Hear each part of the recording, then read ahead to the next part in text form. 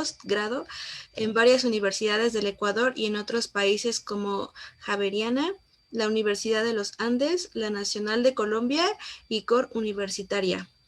Ha realizado varias consultorías y publicaciones en el ámbito agrícola, de la seguridad alimentaria, de la economía solidaria y ambiental, de evaluación del impacto, desarrollo sostenible y buen vivir.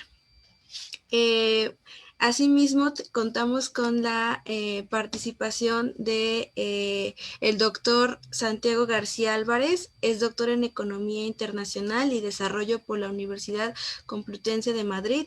Tiene un máster en Relaciones Internacionales por la Universidad Andina Simón Bolívar, un máster en Economía Internacional y Desarrollo por la Universidad Complutense de Madrid y es economista en la Universidad Central del Ecuador. Al igual que Nancy, es profesor titular de Economía del Desarrollo y Política Económica en la UCE. Ha efectuado varias publicaciones sobre desarrollo económico y política económica, además sobre comercio e integración. Ha hecho varias publicaciones en relación al buen vivir o Sumac Causay en Ecuador.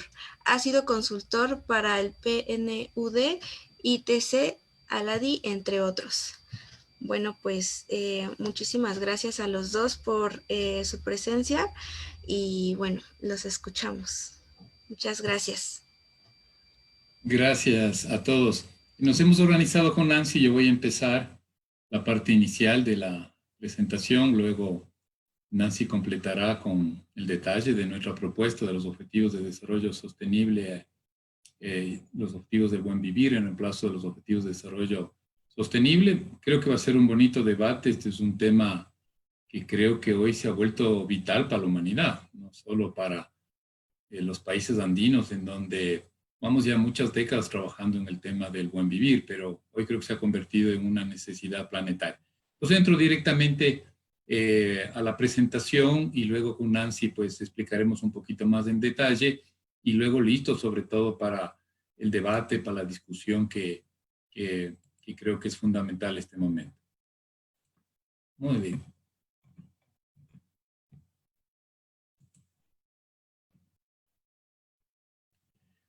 Muy bien, entonces la intención es este momento presentarles los alcances de lo que significa los objetivos del buen vivir. Esto sería lo que queremos presentar hoy en la tarde, los antecedentes institucionales, los límites de la Agenda 2030. Yo escuché también una conferencia ayer y hoy también muy interesantes en este viaje que se ha hecho a través del buen vivir. Vamos no meternos tanto al detalle porque lo importante más bien viene en cuanto a qué se propone, que es la tercera parte de la presentación. Y finalmente, algo que con Nancy habíamos comentado, es bueno plantearse, bueno, ¿y de aquí qué? ¿Qué hacemos de aquí en adelante? Me parece que eso también es relevante. Muy importante para nosotros dejar constancia de los antecedentes institucionales, en el sentido de que la propuesta de los objetivos del buen vivir a escala global no es una iniciativa netamente personal, sino más bien tiene mucho anclaje institucional. Entonces, proviene de un lado de la experiencia que hemos tenido en Ecuador con respecto a los diferentes análisis que se ha hecho desde la ciencia política, desde la economía, desde la sociología. Ha habido varias entradas sobre el buen vivir. En un inicio, es verdad, parecía que el buen vivir era de alguna manera una propuesta más bien de tipo ideológica o era una propuesta netamente normativa. Para los casos de los ecuatorianos, luego ya con la entrada de la academia y con la presentación de los trabajos desde las propias organizaciones indígenas, pues nos dimos cuenta que era una propuesta ancestral, que había mucho de historia detrás del buen vivir, ¿sí? Y que no se trataba solo de una cuestión académica. Quizás para muchos era un descubrir, pero en realidad había mucho antecedente previo sobre lo que es el buen vivir. La academia ecuatoriana, y eso lo resalto también, los movimientos indígenas, los movimientos sociales han trabajado en esta temática desde la perspectiva del buen vivir y el mal vivir, desde la perspectiva del Estado plurinacional, una de las principales organizaciones comunitarias o de las organizaciones indígenas, uno de sus principales planteamientos es precisamente la necesidad de construir un Estado plurinacional. El tema de los derechos de la naturaleza que constan en nuestra Constitución, es decir, el debate teórico pasó luego a un debate político que finalmente dio paso a que la Constitución ecuatoriana del 2008 presente una serie de principios, una serie de elementos institucionales que se incluyen en la principal ley del país, como digo, con respecto a la derecha de la naturaleza. Ahí, de forma muy exitista, diría yo, ya nos declaramos que el Ecuador tiene la mejor constitución del mundo, ¿no? En el sentido de que, bueno, en realidad sí fue un esfuerzo tremendo y tenemos, como digo, este primer paso que, a decir de los expertos, Nancy seguramente lo puede comentar, luego, pues pusimos ya, dejamos la teoría y se puso en el marco constitucional los derechos de la naturaleza. También hay planteamientos de la economía comunitaria y planteamientos sobre la economía popular y solidaria. Con la propia UNAM hemos estado en varias ocasiones ya tratando sobre el tema de la economía popular y solidaria. También el otro elemento institucional proviene de la Academia Española, en el sentido de plantearse los debates sobre el postdesarrollo y transdesarrollo. Yo voy a mencionar un poquito de este tema, nos llevaría mucho tiempo para adentrarnos sobre el postdesarrollo y transdesarrollo, pero la conferencia anterior a esta del profesor fue bastante buena sobre la posmodernidad, toda esa crítica que existe. Lo vamos a mencionar, pero no en detalle. Desde la Academia Española Europea, sobre todo España, hay unas propuestas sobre la criticidad a la modernidad capitalista. No es solo desde la izquierda latinoamericana que nos cuestionamos de esa modernidad capitalista, sino desde la propia Europa. Esta es la teoría del decrecimiento que ustedes conocen, también se ha planteado ya en varios países europeos. Y esa lucha, diría yo, ideológica, política, hoy vigente en Europa con respecto a cómo construir el bienestar humano. Hay una crítica al estado del bienestar en esta pandemia y les lleva también a ellos, a este conglomerado humano tan importante, a plantearse alternativas de la construcción del bienestar humano. Creo que eso está ebulliendo en Europa, poco menos en Estados Unidos o en la parte norte de nuestro continente, pero en fin, hay estos antecedentes de analizar el tema de una forma crítica, el tema del bienestar humano. También hay agendas ecologistas, en fin, que son parte de lo que digo, antecedentes institucionales. En el 2017 iniciamos un proyecto integral de cooperación entre nuestra universidad, entre la Universidad Central del Ecuador y la Universidad de Huelva en España. Esto fue un trabajo previo, como ustedes ven, empezamos el 2016 los contactos personales con el profesor Antonio Luis Hidalgo Capitán, ¿sí? Y Ana Patricia Cubillos, distinguidos académicos que gozamos, vale la pena gozamos de su amistad también, y empezamos el 2016 y el 2017 se concreta un proyecto de cooperación interuniversitaria con recursos de la Junta de Andalucía. El 2018 y 19 empezamos la ejecución de este gran proyecto de investigación sobre los objetivos del buen vivir a escala global. Y es un trabajo, lo que quería mostrar es un trabajo tremendo. Se hicieron talleres en Ecuador y en España. Se llevó una encuesta a escala global. Realmente se mandó la encuesta a todas partes del mundo y hubo una buena respuesta. Interesante, sobre todo una encuesta no todo al público, sino a académicos.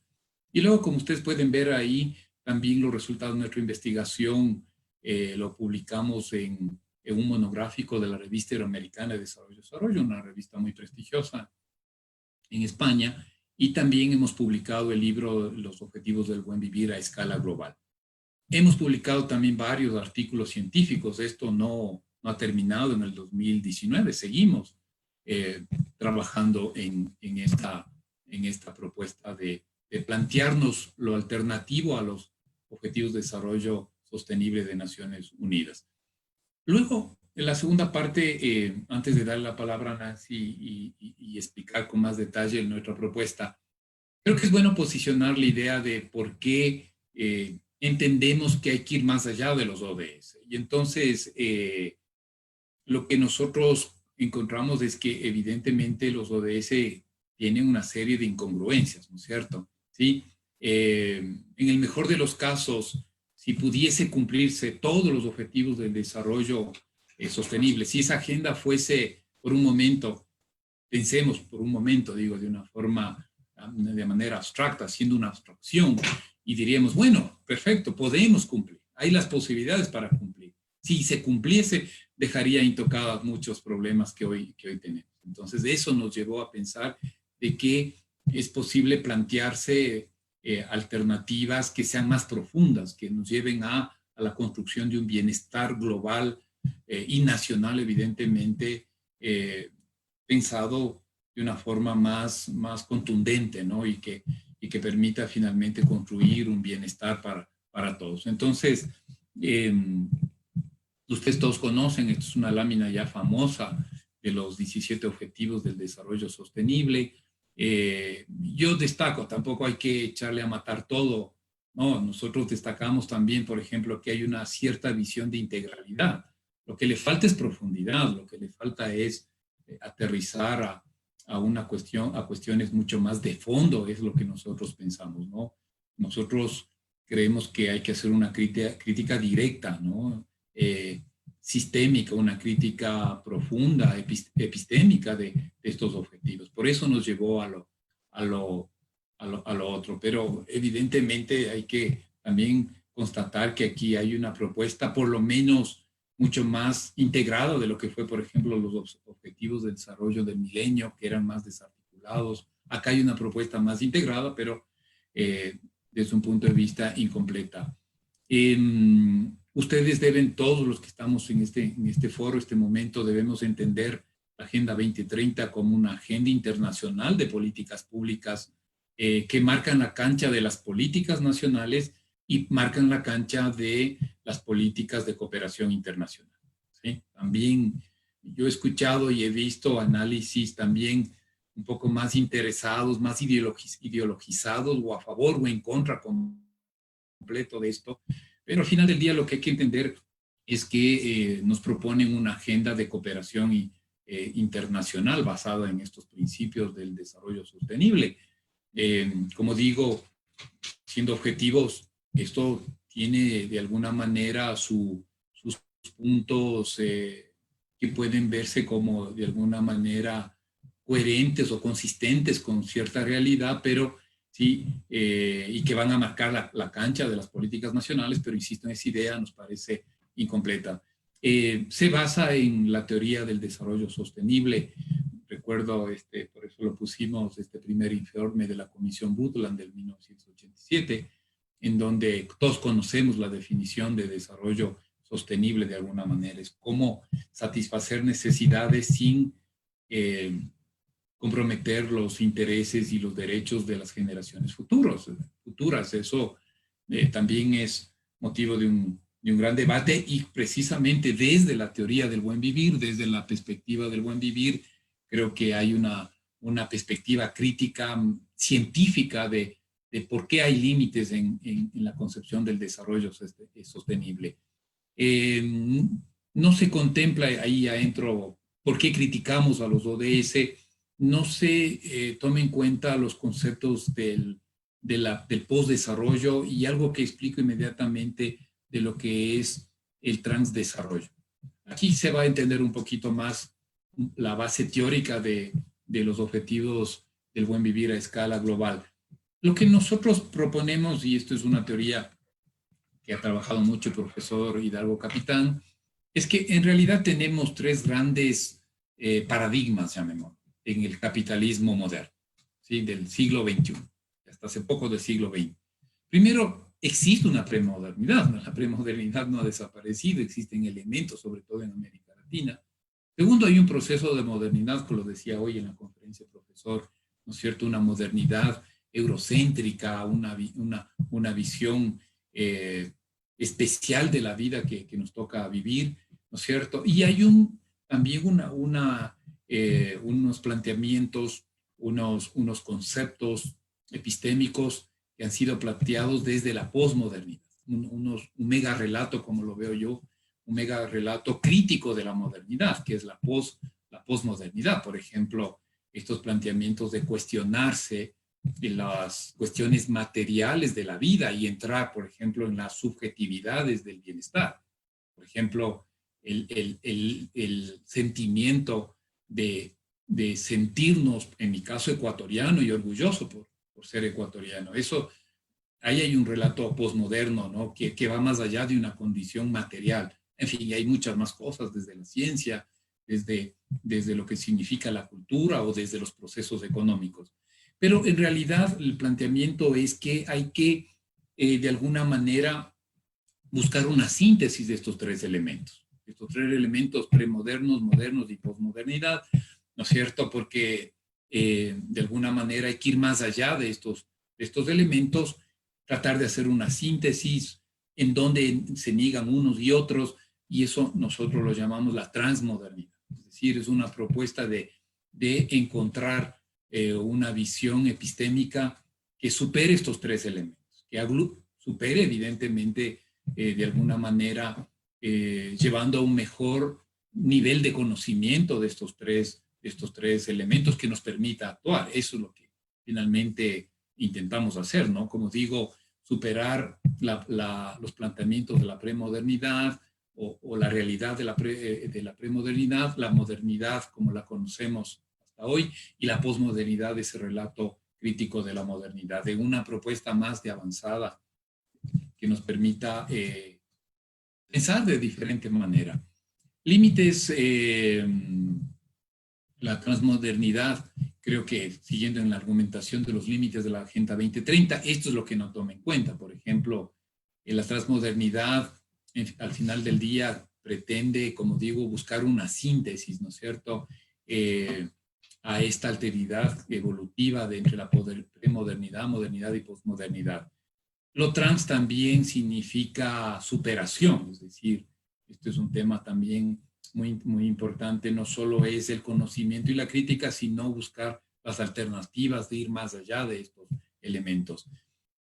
Siempre me preguntan en clases y dicen, bueno, pero profe, concrete, porque lo que usted acaba de decir suena medio complejo. Entonces, hay dos posiciones transmodernas que nosotros creemos están hoy vigentes. Uno, el tema del decrecimiento europeo. Todos de alguna manera hemos escuchado estos planteamientos de lo que significa construir una nueva realidad socioeconómica, política, basada no en el crecimiento absoluto, excesivo, continuo, sino buscar elementos de lo suficiente, del crecimiento suficiente para construir bienestar, ¿no es cierto? Y ahí está el tema del decrecimiento. También ahí hay debates académicos muy fuertes, hasta dónde llega el decrecimiento.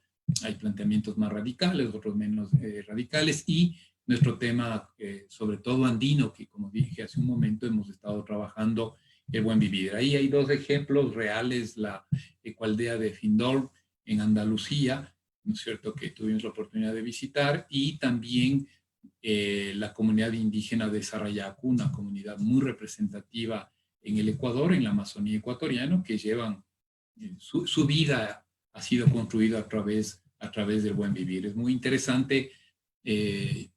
Yo personalmente tengo un artículo sobre las condiciones de vida de esta comunidad Sarayaku, pues ustedes pueden encontrarlo en el internet. Es un trabajo interesante que hicimos para tratar de entender cómo se vive el buen vivir en una comunidad amazónica. Voy cerrando este tema. Al final, el transdesarrollo lo que quiere es plantearse alternativas a la colonialidad, al capitalismo, al antropocentrismo. Eso es, en resumen. Esta lámina resume lo que acabo de decir y que he tratado de ser lo más rápido posible. Nos preocupa muchísimo el mal desarrollo. O sea, la modernidad no ha podido, o si soy más crítico y más duro, la modernidad se ha construido sobre la base del mal desarrollo, sobre todo para los latinos, para no irme muy lejos. ¿Sí? Se ha construido esa modernidad. México es una sociedad moderna. Ecuador tiene elementos de modernidad tremendas, pero también tenemos lo otro. Esto, ¿no? Lo del mal desarrollo, ¿no?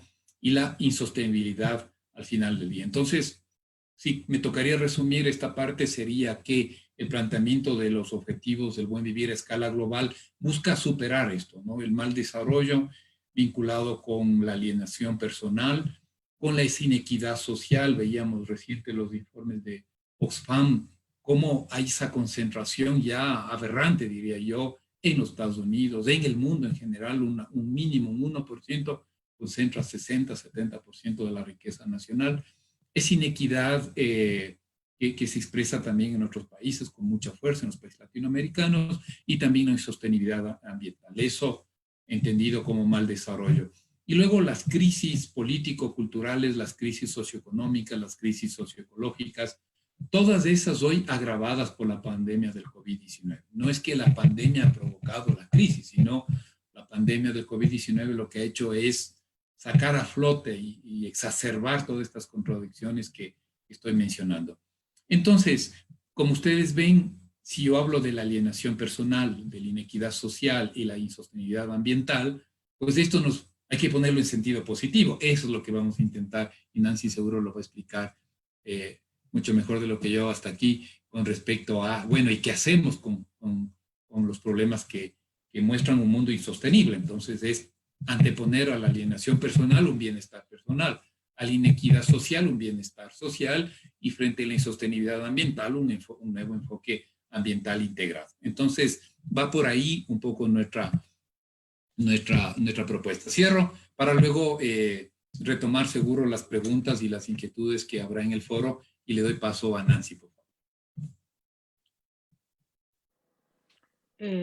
Gracias, Santiago. Bueno, ante todo, chicos, quiero agradecer la invitación que ustedes me han hecho. Para mí es un privilegio estar aquí compartiendo con ustedes y yo he tratado de un poco llevar de cerca, ¿no es cierto?, digamos, las conferencias y el evento que ustedes están haciendo y realmente me parece una idea espectacular. Desde el hecho de que pues son jóvenes que pueden influir en el resto de la generación y eso sí me parece muy importante. Muy bien. Entonces, me permito felicitarles por este evento porque realmente creo que es un evento muy importante que sensibiliza a las personas sobre prácticas diferentes y sobre todo sobre formas diferentes de vivir. El buen vivir yo considero que es una forma diferente de vivir. Quizá por la incidencia de culturas foráneas, por la incidencia de nuestros amigos, etcétera, hemos aprendido a vivir de alguna forma. Pero nosotros tenemos que ahora desaprender a vivir de esa forma, cambiar de chip para vivir de mejor forma, es decir, vivir bien y no vivir mejor, como es en el capitalismo, que es lo que se impone. Muy bien, continuando con lo que decía mi compañero Santiago, esta investigación que llevamos a cabo con la Universidad de Huelva, pues nos permitió conocer el pensamiento de muchos autores, tanto a nivel latinoamericano como a nivel europeo, y sobre todo en nuestro país, de nuestros pueblos indígenas. Recuerden ustedes siempre que el buen vivir tiene su origen, ¿no es cierto?, en el Suma Causay y en el Suma Camaña. El Suma Causay, que viene del Ecuador, o sea, siempre ha sido como el buen vivir de los pueblos andinos, justamente, y el Suma Camaña, que viene justamente de Bolivia, con algunas diferenciaciones, pero en lo fundamental no son grandes diferenciaciones. Entonces, en estas investigaciones, como ya lo dijo Santiago, ¿no es cierto?, se analizó los objetivos de desarrollo sostenible aplicando una técnica de deconstrucción para un poco enfocarnos más en la crítica que en las virtudes de estos objetivos para hacer nuestra propuesta de los objetivos del buen vivir. Nosotros hemos propuesto 3 grandes objetivos del buen vivir y dentro de estos 3 grandes objetivos, 21 objetivos específicos. Es decir, en cada objetivo general se plantean 7 objetivos específicos del buen vivir. Si ustedes miran la gráfica de abajo o este dibujito, ¿no es cierto?, puede decirnos muchísimo porque lo que nosotros estamos proponiendo es un cambio total. O sea, por un lado, nosotros vemos la gran metrópoli, el tráfico, los carritos, etcétera, ¿no es cierto? Pero por otro lado, nosotros vemos como una vida diferente, en bicicleta, con cultivos, con casas más sencillas, con campo, con parte verde, etcétera. Entonces es un poco ver esto, ¿no? Los objetivos de desarrollo sostenible intentan sostener estas grandes metrópolis, estas ciudades, mientras que los objetivos del buen vivir tratan de dejarnos o hacernos ver la otra forma, digamos así, de vida. Aquí están justamente estos tres objetivos, ¿no es cierto?, que podríamos decir que se sintetizan en la armonía con la naturaleza, la armonía con los demás y la armonía con uno mismo. Y se plantean de esta forma porque en primer lugar va la naturaleza, la sociedad está dentro de la naturaleza y como personas estamos dentro de la sociedad. Entonces, en esa forma, digamos así, si nosotros priorizaríamos, veríamos que primero está la naturaleza, ¿no es cierto? Luego está la sociedad y luego estamos las personas, es decir, la satisfacción personal, la armonía con uno mismo, ¿sí? Obviamente estas tres cosas, como lo decía ayer Diana, que yo le escuchaba, ¿no es cierto? Estas tres cosas están interrelacionadas y no se pueden separar. Es necesario, ¿no es cierto?, que se cumplan las tres simultáneamente o al mismo tiempo. Entonces, digamos, dentro de la armonía con la naturaleza tenemos la sostenibilidad biocéntrica. Dentro, digamos, de la armonía con los demás tenemos la equidad social y la armonía con uno mismo tenemos la satisfacción personal. Esos son los tres grandes objetivos y como les decía, dentro de cada uno de estos hemos planteado unos objetivos específicos. ¿En qué consiste la sostenibilidad biocéntrica? Detener la pérdida de biodiversidad de los ecosistemas, de biodiversidad de las especies y de la biodiversidad genética, acomodando al mismo tiempo la huella ecológica humana o la biocapacidad del planeta. Nosotros vemos ahora que hay países que tienen una huella ecológica que va más allá, ¿no es cierto?, de la dimensión de su propio país. Es decir, es una gran huella ecológica. En este sentido, lo que se trata, ¿no es cierto?, es de minimizar esa huella ecológica, de no explotar o sobreexplotar los recursos naturales, como ustedes van a ver dentro de los objetivos específicos, como que se orienta, ¿no es cierto?, qué es este biocentrismo. Pero lo que se quiere evitar, ¿no es cierto?, es la pérdida de estas especies. Nosotros vemos en el mundo actualmente, ¿no es cierto?, existe mucha pérdida de biodiversidad, pérdida de ecosistemas. Hemos cambiado nuestros ecosistemas. Por ejemplo, un ejemplo típico que yo les voy a dar en la ciudad de Quito. Hace, digamos, unos 25 años, la ciudad de Quito podríamos decir que tenía una seguridad alimentaria. ¿Por qué? Porque alrededor de la ciudad, en muchos sitios, se hacían cultivos que proveían a la ciudad. Pero ¿qué pasó? Por ejemplo, ahora se construyó el aeropuerto en una parte que era netamente agrícola y se empezó a especular con esas tierras. Entonces cambiamos prácticamente ese ecosistema, ¿no es cierto? Entonces no hemos justamente no hemos visto, ¿no es cierto?, o no hemos prevenido la pérdida o la pérdida de esos ecosistemas que teníamos. En la equidad social, por supuesto, se refiere a reducir los niveles de desigualdad, ¿no es cierto? Tratar de proveer, o en el sentido de desigualdad, sobre todo de capacidades y oportunidades de la población mundial, entre países, entre géneros, entre áreas rural y urbana, entre etnias, entre diferentes, digamos, confesiones religiosas, clases sociales, identidades sexuales, así como niveles de desigualdad, ¿no es cierto?, de bienestar social alcanzados. Cuando nosotros en economía, bueno, yo soy economista, ¿no es cierto?, y hablábamos de bienestar, siempre hablábamos de un bienestar material. Tal es así, ¿no es cierto?, que si alguien de ustedes vio microeconomía o algo así, siempre hablamos de una maximización del bienestar, pero siempre en términos del consumo de bienes y de aquellos bienes que se pueden cuantificar. Nunca hablamos de cosas subjetivas o de cosas que son importantes para el bienestar, ¿no es cierto? Como la pertinencia, por ejemplo. O digamos, el hecho de sentirse, como decía Santiago, como que soy ecuatoriano, ¿no es cierto? La identidad nacional. Luego tenemos la satisfacción personal, que es el otro gran objetivo que nosotros planteamos, y es justamente aumentar los niveles de satisfacción de las personas con su propia vida en sus diferentes contextos territoriales, reduciendo al mismo tiempo la distancia entre los niveles de satisfacción de las personas más satisfechas y las personas menos satisfechas. Y yo aquí quisiera decir, por ejemplo, que los objetivos de desarrollo sostenible miran, ¿no es cierto?, la pobreza medida solo a través del ingreso. Pero, por ejemplo, no miran la pobreza multidimensional, es decir, en sus diferentes aristas y en sus diferentes dimensiones.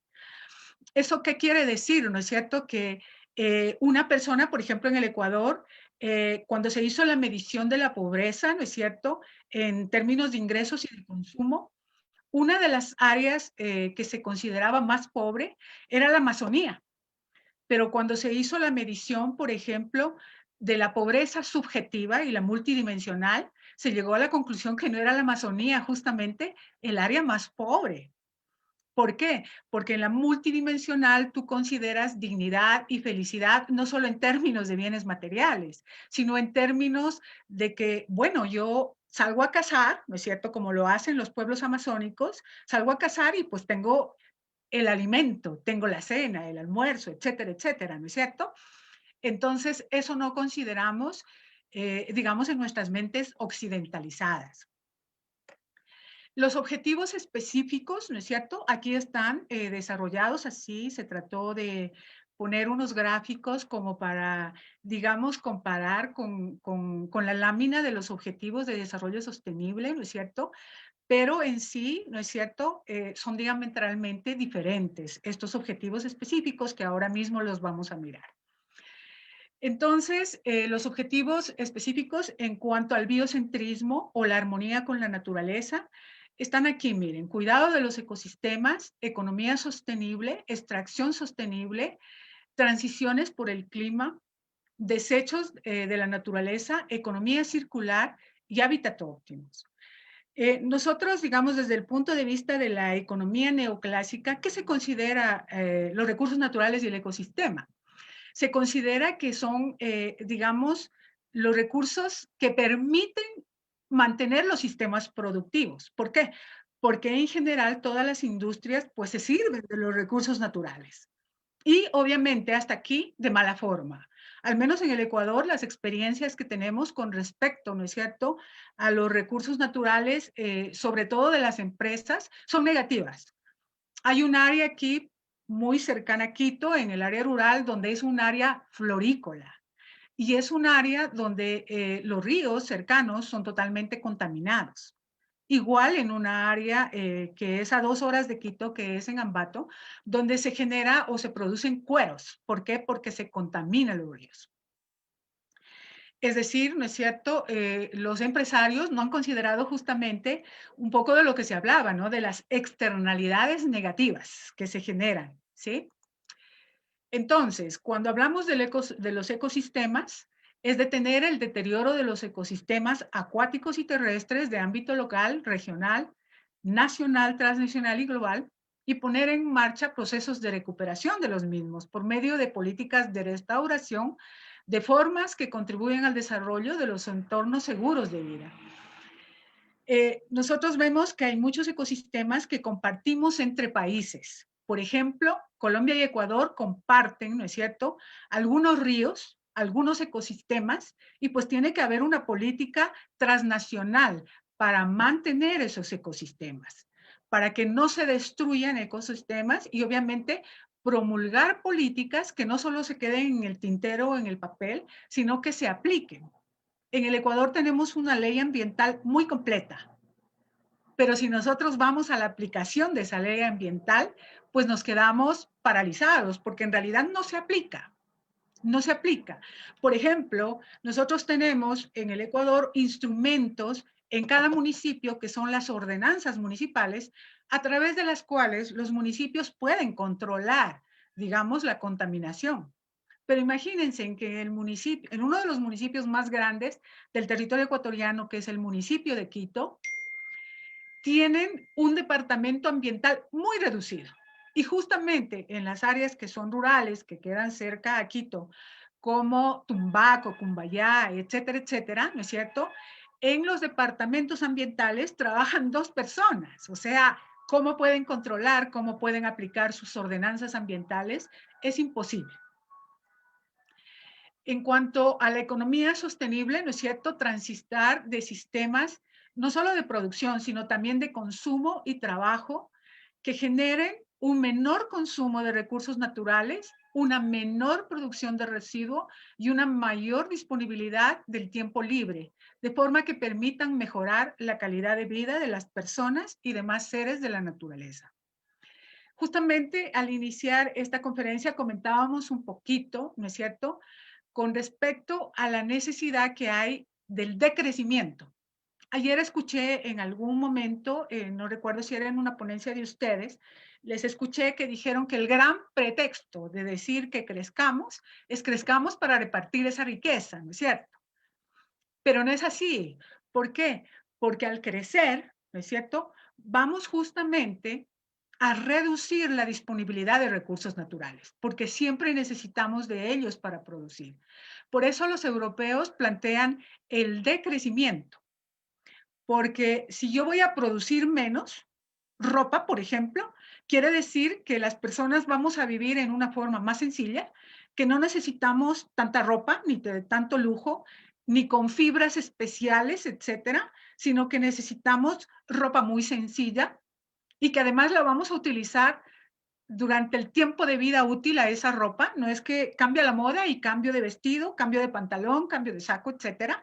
Entonces necesito producir menos, necesito consumir menos. Nosotros tenemos la culpa como consumidores, porque fíjese, cuando Tráfico Internacional empezó a participar y a controlar el tráfico de especies salvajes entre los países, ¿no es cierto?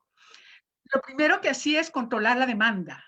O sea, cómo se llegó a retener, ¿no es cierto?, la extinción de los rinocerontes y de los elefantes, porque se actuó sobre la demanda para reducir la demanda de marfil y la demanda de cuernos de rinocerontes.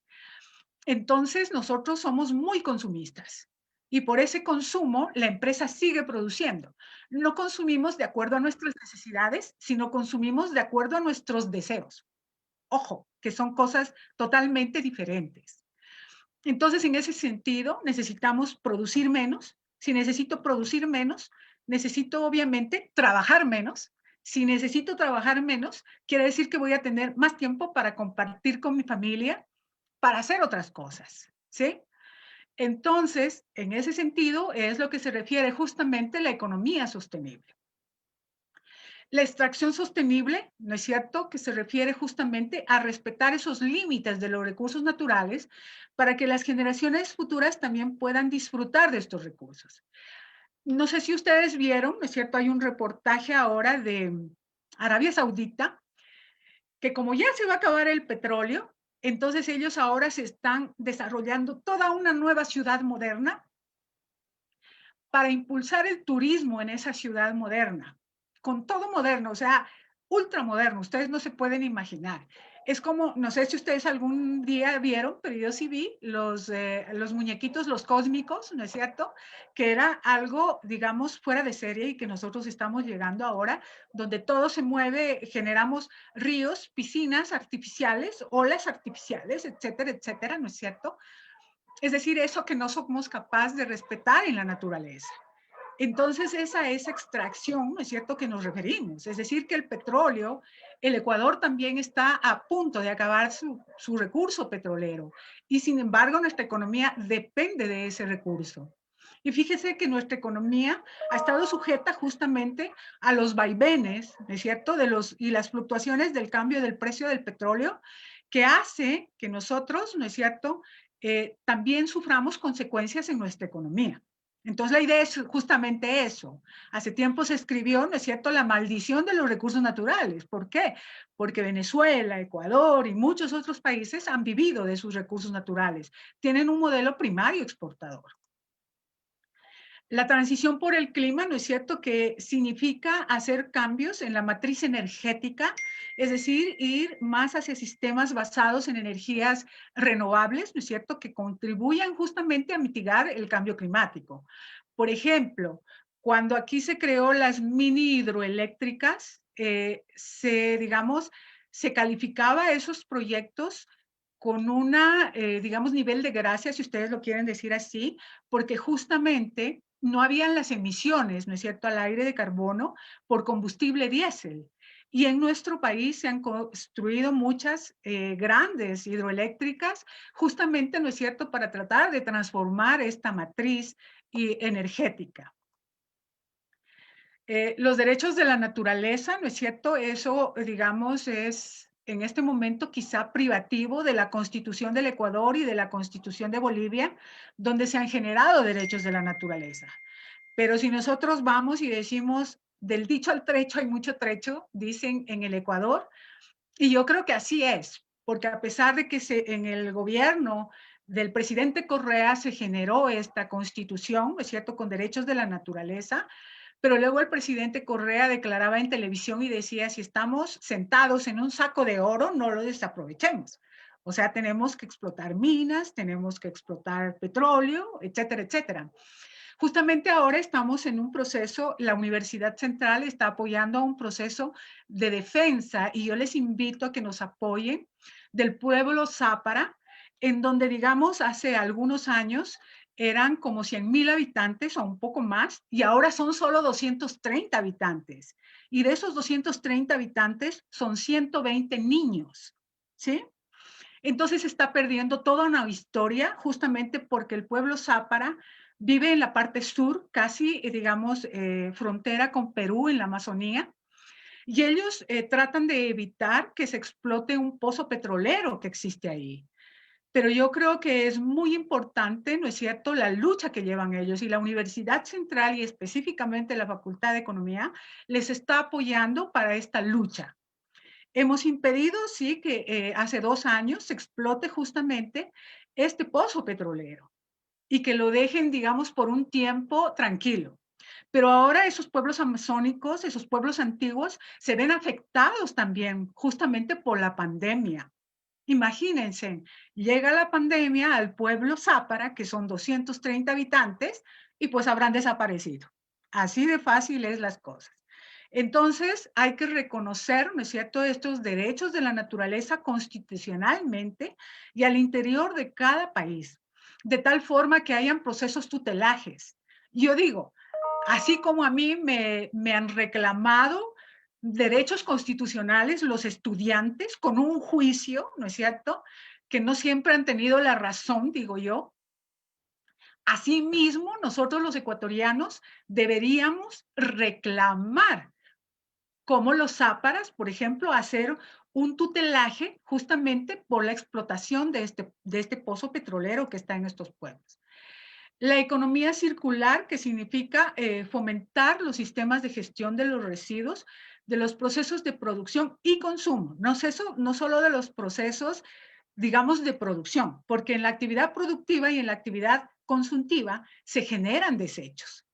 Entonces ahí es importante, yo voy al supermercado, pues voy con mis funditas de tela, ¿no es cierto?, a comprar y no utilizo fundas plásticas, ¿sí? Si yo tengo una botella de agua, ¿no es cierto?, entonces voy a utilizar esa botella 10 o 15 veces, ¿no es cierto?, o mejor llevo mi termo para no dañar el ambiente. Entonces, eso es lo que debemos hacer. Si no necesitamos mucho para vivir, ¿sí?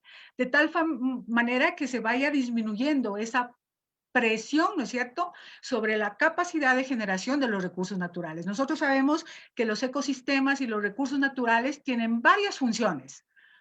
Entre las funciones que tienen justamente es de ser sumidero de los residuos y no debemos sobrepasar esa capacidad de sumidero de los residuos. Pero ojo, tampoco debemos sobreexplotar los recursos, ¿no es cierto? Los renovables y los no renovables, como siempre nos ha dicho la economía ambiental.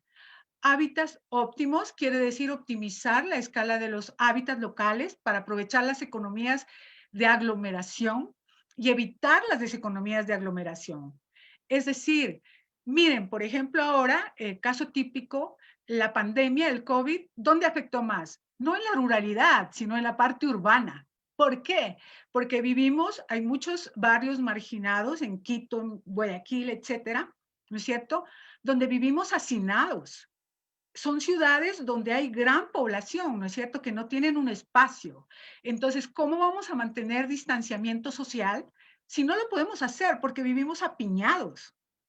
Esas son las deseconomías de aglomeración que presionan, ¿no es cierto?, la capacidad de carga de los ecosistemas.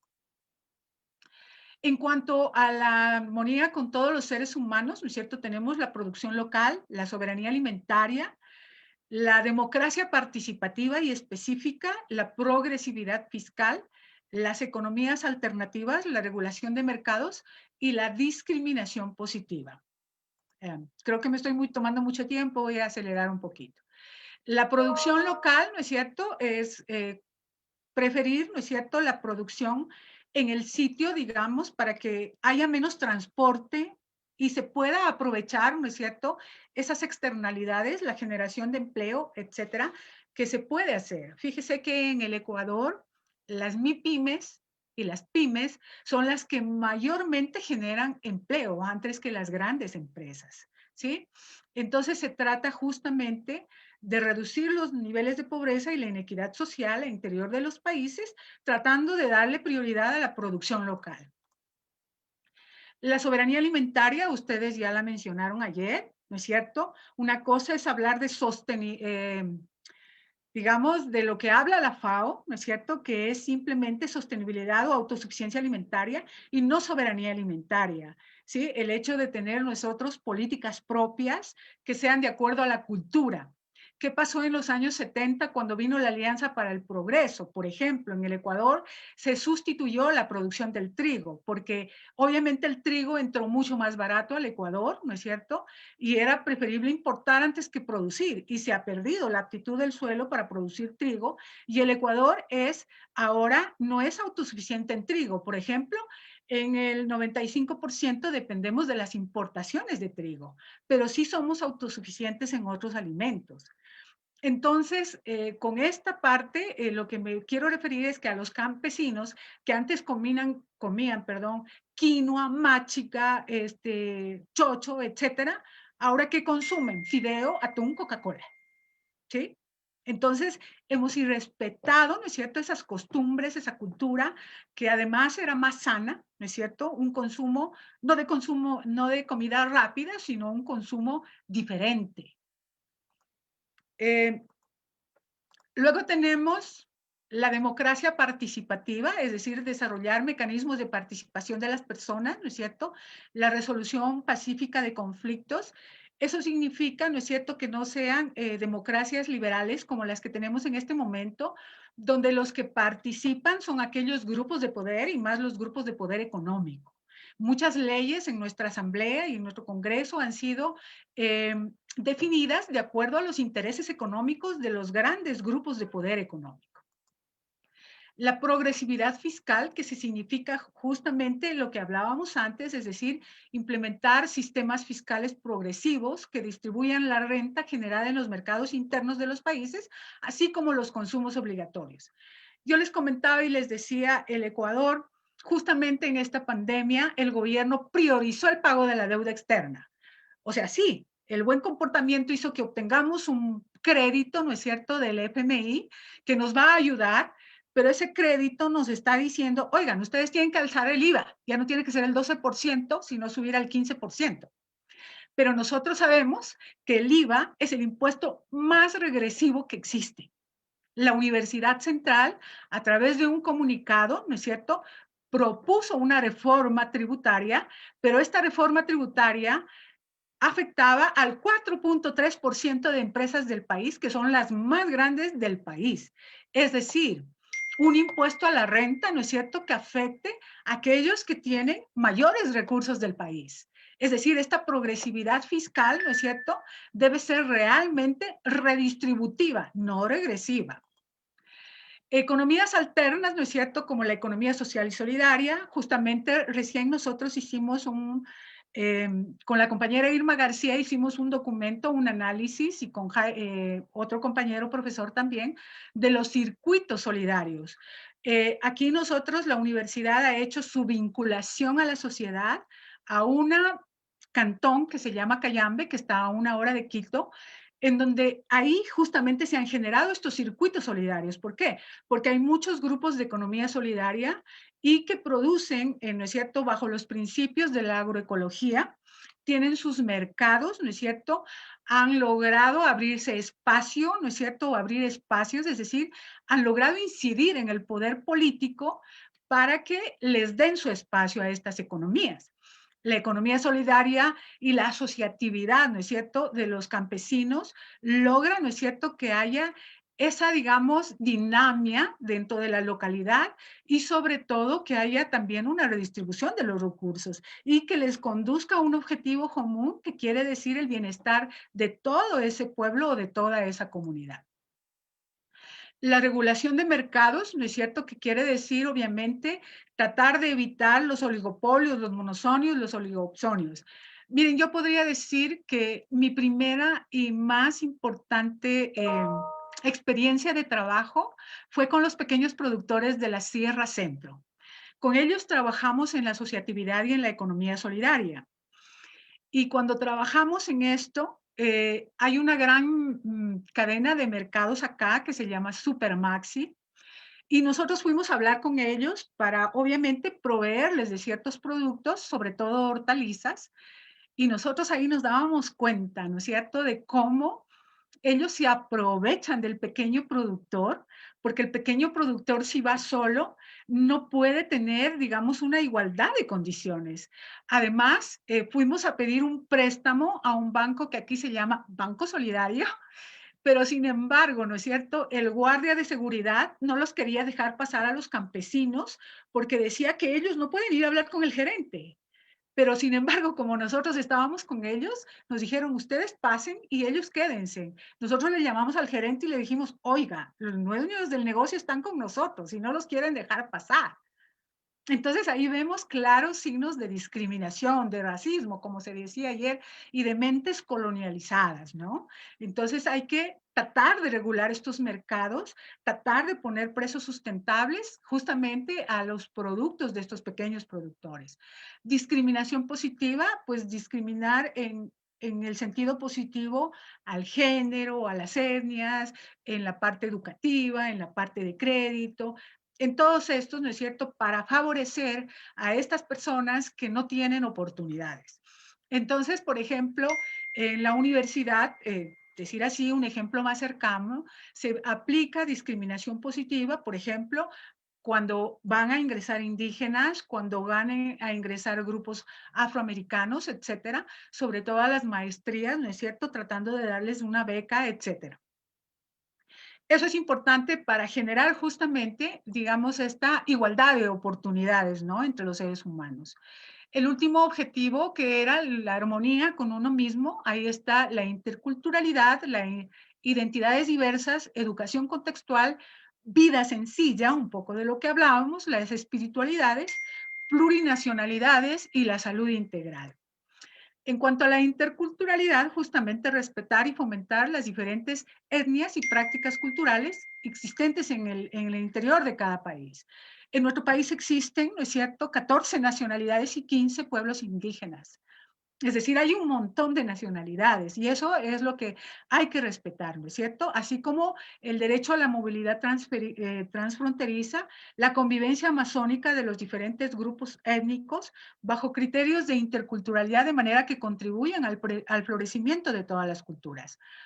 Entonces nosotros vemos que pues Trump, por ejemplo, ¿no es cierto?, trataba de imponer ciertas formas que discriminen o que no acepten digamos, esta movilización transfronteriza, esta movilización de muchas personas que quieren llegar a cumplir su sueño americano y han sido deportados muchos o muchos residen en estos países de forma ilegal. Identidades diversas, pues reconocer estas diversidades, identidades, pluralidades, de géneros sexuales. Tenemos los grupos queer, es decir, aquellos que se le llaman los raros, que son diferentes a los grupos cis, ¿no es cierto? Que son lo normal, digamos, para nosotros, para algunas personas, pero que existen muchas otras identidades y que debemos de respetarlas, ¿no es cierto? Y no hacer discriminación social. Igual en cuanto a la raza, ¿no es cierto? En cuanto a las diferentes áreas, urbana y rural, etcétera. La educación contextual, ¿no es cierto? Reconocer y respetar y fomentar las diversas formas de alfabetización, aprendizaje y educación a lo largo de la vida en función de las capacidades específicas de las personas y de su contexto social y ambiental, de forma que éstas puedan realizarse como personas. Fíjense, en nuestro país, en el gobierno del presidente Correa se hicieron las escuelas del milenio.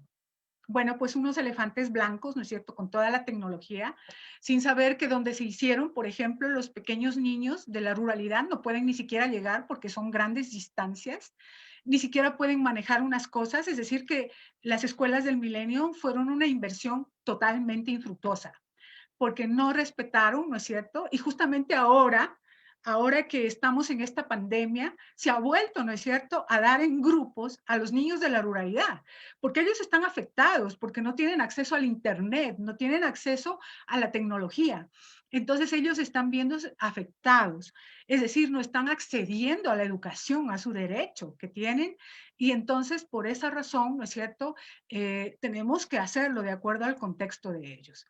La vida sencilla, que es, como digamos, una cosa tan importante que yo les decía, hace falta cambiar el chip de las personas, ¿no es cierto?, para entender que no tengo que andar en un carro último modelo, Mercedes-Benz, y que mejor hago caminando en una bicicleta, ¿no es cierto?, o caminando a pie, que contamino menos el ambiente, ¿no es cierto?, pero que puedo yo contribuir con eso, porque como voy a tener más tiempo, no voy a producir mucho, voy a consumir menos, entonces tengo tiempo y tengo chance de caminar, ¿sí?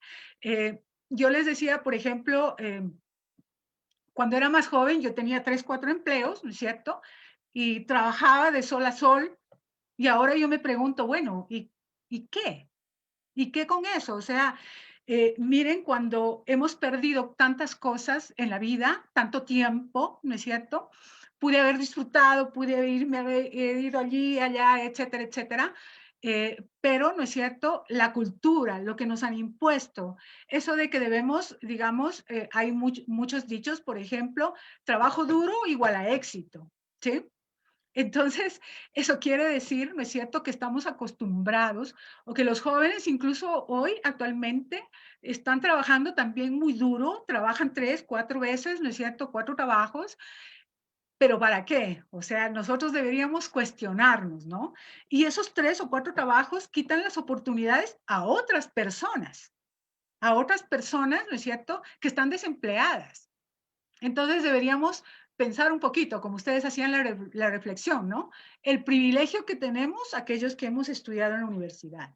Y bueno, las espiritualidades también reconocer y respetar bajo criterios de laicidad las diversas confesiones religiosas y prácticas espirituales, así como la aconfesionalidad de las personas y su derecho a desarrollar en el ámbito público y privado sin condicionar las prácticas religiosas y espirituales y otras personas, ¿no es cierto? De manera que todos pueden desarrollar libre y, digamos, de una manera totalmente libre su espiritualidad.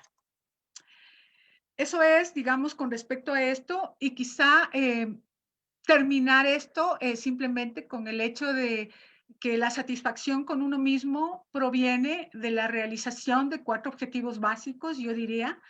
El amor sin condiciones, ¿no es cierto? La pertinencia, la identidad y luego la seguridad financiera. Gracias. Y perdón por haberme tomado tanto tiempo, me acabo de dar cuenta. Gracias. Muchísimas gracias. Es un deleite escucharlos. Ahora vamos a dar paso a preguntas, comentarios. Si quieren puedes dejarlos en el chat, pueden alzar la mano o abrir su micrófono. Si tienen alguna duda o comentario para comenzar esta sección. Tengo una duda que me ha surgido como desde que empecé a ver como lo de los buenos vivires. En especial es sobre pues la experiencia de Ecuador con Correa y de Evo Morales con Bolivia. ¿Cómo ustedes creen que pues se puede aprender de tanto de las buenas como de las malas cosas que tuvieron ambos gobiernos, justamente para aplicar pues este nuevo paradigma? Y bueno, o sea, ¿qué tanto influyó como ese aprendizaje de las experiencias en el caso, por ejemplo, del gobierno de Correa, generar los OBB? Muy bien. Bueno, muy buena tu pregunta, Daniel. Yo creo que deja mucho aprendizaje, ¿no?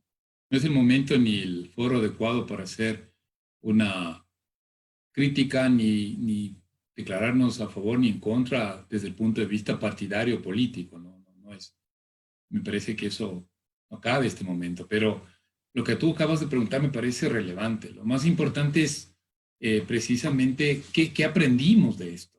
Y creo que hay cuestiones positivas y negativas. Eso tenemos que decirlo así. Cosas positivas vinculadas a la construcción y a una disputa, por ejemplo, del discurso. Por ejemplo, nosotros, quiero dejar ese mensaje a todos. Finalmente, esto también entra por una disputa del conocimiento. Hay unos ODS y ahora estamos diciendo, pero también hay unos objetivos de buen vivir global. Entonces entramos a una disputa cognoscitiva que también como académicos, como estudiantes, como jóvenes profesionales, hay que valorar. ¿De acuerdo? Eso, entonces yo creo que hay mucho aprendizaje de que era posible plantearnos cosas alternativas. O sea, yo veo así positivo. Esto es disputa, esto es lucha política, esto también es organización social. Nada es gratis en la vida, no va a venirnos del buen vivir como caída o lluvia del cielo, ¿no? Eso no es cierto, no debe plantearse así. Un lado, cosas importantes, creo yo, la misma Constitución fue empujada por un movimiento social muy fuerte. Lo mismo pasó primero la Constitución de 2008 de Ecuador y luego la Constitución boliviana del 2010. Entonces dejaron eso como un camino trazado muy importante. Lo negativo, esa necesidad de quedarse en el poder de uno y otro, criticamos. O sea, ahí, ¿eso por qué? ¿Por qué? ¿Por qué? Porque esa necesidad absoluta por una crítica que ahí, y con eso concluyo, una crítica en el sentido de muchos de estos procesos de transformación nos quieren hacer creer que es desde arriba, desde el Estado. Porque criticas lo otro, que también es cierto. El mercado nos va a solucionar los problemas. Y entonces, yo creo que son los dos errores tremendos. Más bien había que, los límites de tanto de Rafael Correa como Evo Morales es esa construcción desde arriba, desde el Estado hacia abajo. Cuando en realidad creo que debemos plantearnos al revés. La sociedad de los grupos, las personas, nuestras organizaciones, somos los que debemos empujar y construir esos nuevos buenos vivires. Y ahí se jalaron, me parece que hay, pero para aprender, esto no ha terminado aquí, me parece que no. Hay que trabajar. Yo ahí soy un poquito más de extremo. Yo creo que la sociedad también pecamos, esperando el buen vivir, que nos caiga de la política pública. Obvio que tiene que haber una política pública más o menos que nos conduzca a esto, pero también pasivos. Yo en eso estoy en contra. Solo somos consumidores políticos de discursos de políticos. Ya ha llegado un momento de decir es suficiente. Los ciudadanos también tenemos que ser actores de nuestra transformación, de nuestra construcción de los buenos vivires. Y eso nos falta muchísimo, muchísimo. Entonces, yo veo a México, por ejemplo, ¿cierto? En unas sendas interesantes, pero muy contradictorias a la vez. Pero creo que ahí nos falta, como digo, a nivel latinoamericano, más sociedad, más capacidad de crítica y de planteamientos. Eso creo que hemos aprendido de las dos experiencias, tanto ecuatorianas como bolivianas, me parece, ¿no? Alguien le decía a Lula da Silva, con eso termino, oiga, señor presidente brasileño, ¿sabe qué? Usted ha construido consumidores, no ciudadanos. Eso también abona lo que estoy yo planteando, ¿no? Más consumidores y menos ciudadanos. Entonces, son insostenibles finalmente esos procesos. Eso, Daniel, te podría comentar de mi parte, pero muy buena tu reflexión, muy directa, muy importante. Muchas gracias. Profesora Nancy, ¿tiene algún comentario sobre esta pregunta? Bueno, yo puedo decir desde mi punto de vista que cuando empezó el gobierno tenía un proyecto político bien interesante, muy interesante. O sea, realmente interesante. Lamentablemente luego se desvirtuaron un poco las cosas y creo que como negativo yo veo que se utilizó mucho este concepto del buen vivir, mal utilizado, ¿no es cierto? De tal forma que ahora la gente del Ecuador le tiene fobia cuando no lo entiende, ¿no es cierto? Cuando no sabe cuál es la dimensionalidad y cuál es la especificidad de este concepto. Porque si nuestros pueblos amazónicos, los pueblos indígenas han logrado convivir, ¿no es cierto?, con este hecho, con la naturaleza en una total armonía, ¿por qué no el Ecuador entero puede convivir de esa forma? Entonces, digamos, yo lo veo negativo en ese sentido, ¿no? Que se utilizó un poco esto. Como positivo, digamos, hubo mucha política social interesante, importante, para, digamos, muchos grupos desposeídos. Entonces, eso es lo interesante, ¿no es cierto?, que hubo en el gobierno de Correa. Como les digo, lamentablemente llevaron un poco las cosas. Cuando ustedes sean políticos, rodéense de gente que piense igual que ustedes, de gente que actúe igual que ustedes, de gente íntegra, ¿no es cierto?, para que puedan llevar adelante sus ideas bien. Espero haber un poco dicho las cosas. Gracias. Muchas gracias. Tenemos otras dudas. ¿Qué les parece si recogemos 2 o 3 dudas y después pasamos a las respuestas? Con todo gusto. Dice, tenemos una duda respecto a cómo podemos abrir la oportunidad para que las juventudes podamos divulgar más activamente una visión decolonial en la sustentabilidad, cuando no hay muchísima resistencia siquiera a hablar de un concepto como el bienestar sin pensar en el consumo, o de la decolonialidad cuando se siente por mucho como con un sentido retrógrado, ¿no? Y Ricardo Dávalos quiere darnos una aportación. Adelante. Muchas gracias. ¿Sí me escucho? Gracias. Bueno, yo tenía la pregunta de que, pues, con esto de el buen vivir, lo veo bastante enfocado en algún momento a hacer políticas públicas, fiscales, a dar derechos a la naturaleza, por ejemplo. Entonces, mi duda surge de por qué, o sea, ¿por qué enfocarnos tanto en la cuestión del Estado si consideramos que históricamente el Estado ha estado sumamente imbricado junto con el sistema económico capitalista, que pues ha sido quien nos ha posicionado en este punto de pues de la crisis social y ambiental que estamos viviendo hasta ahora?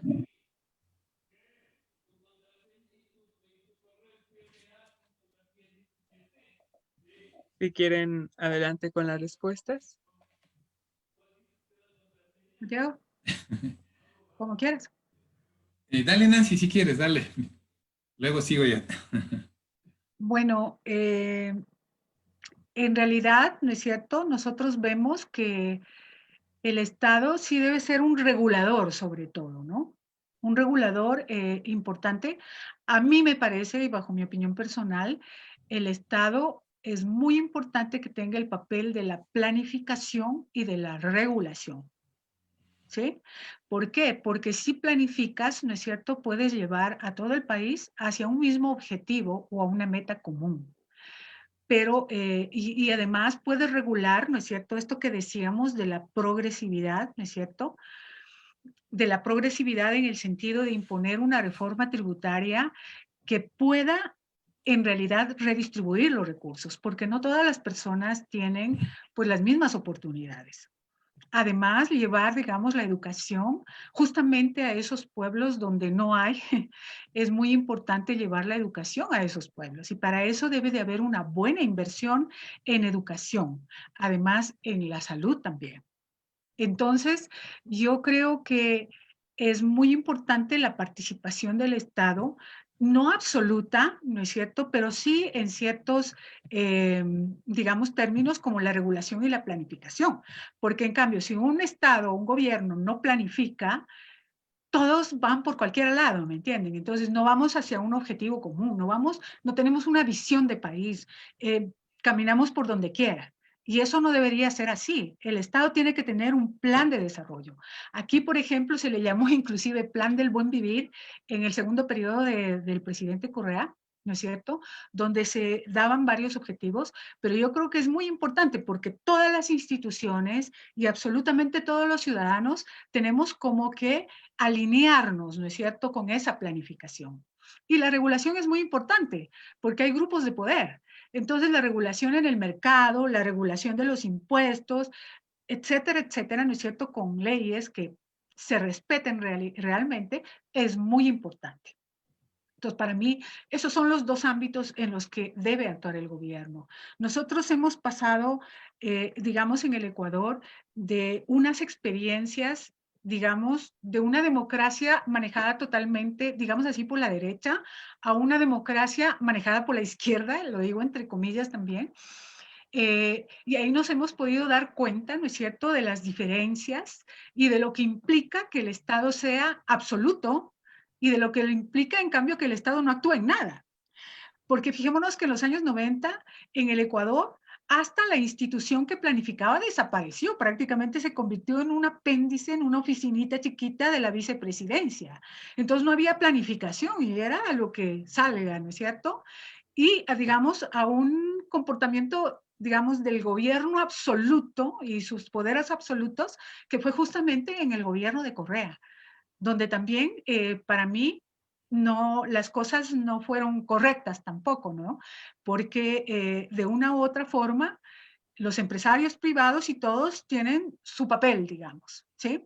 Aunque no son muy conscientes del papel que debe jugar dentro de la sociedad. Pero para eso está la educación. Entonces, fue una oportunidad donde se podía haber introducido transformaciones a los currículos académicos, por ejemplo, para poder educar a esos niños, ¿no es cierto? Y que esos niños vayan cambiándonos. Por otro lado, en cuanto a lo que decían, ¿no es cierto? Espero haber satisfecho tu pregunta. En cuanto a lo que decían de los jóvenes, pues yo creo que estos foros como estos, son muy importantes, ¿no? Y si los jóvenes se apropian de esta idea del buen vivir, y de la necesidad, por ejemplo, de tener una mejor calidad de vida, de producir menos, de consumir menos, ¿no es cierto?, de tener una vida más sencilla y se promueven, yo pienso que pueden incidir mucho. ¿Por qué? Porque, digamos, cuando están adolescentes, los jóvenes, ¿no es cierto?, tratan de hacer cosas por las exigencias de su grupo. Entonces, a ver, o sea, si nosotros tenemos educados a los jóvenes y los jóvenes dicen, oye, no, es que hay que cuidar, no hay que botar la basura, hay que tratar de consumir menos botellas, traigamos el termo a nuestra universidad, a nuestras clases en el colegio, ¿no es cierto?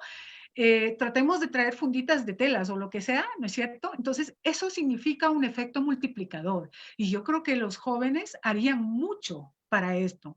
Entonces, por eso yo les comentaba y les felicitaba al inicio y les decía, qué interesante, qué bien organizado este foro y qué bueno que incidan y arrastren a los jóvenes, ¿no es cierto?, en estas ideas y sobre todo que vayan. Si antes ustedes eran como los promotores de los objetivos de desarrollo sostenible, ahora si ustedes se convierten en los promotores de los objetivos del buen vivir, muchas gracias.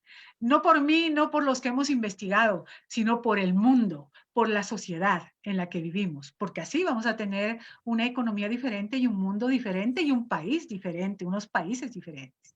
Gracias. Sí, de mi parte, bueno, vamos a tener que cambiar el nombre del grupo, ¿no? De los chicos que son vinculados con la Alianza para el Desarrollo Sostenible. Definitivamente. A ver, muy bien. Exactamente. Ricardo, tu pregunta es importante y me va a servir para explicar bien la propuesta, porque los Objetivos de Desarrollo Sostenible, los ODS, es una agenda interestatal.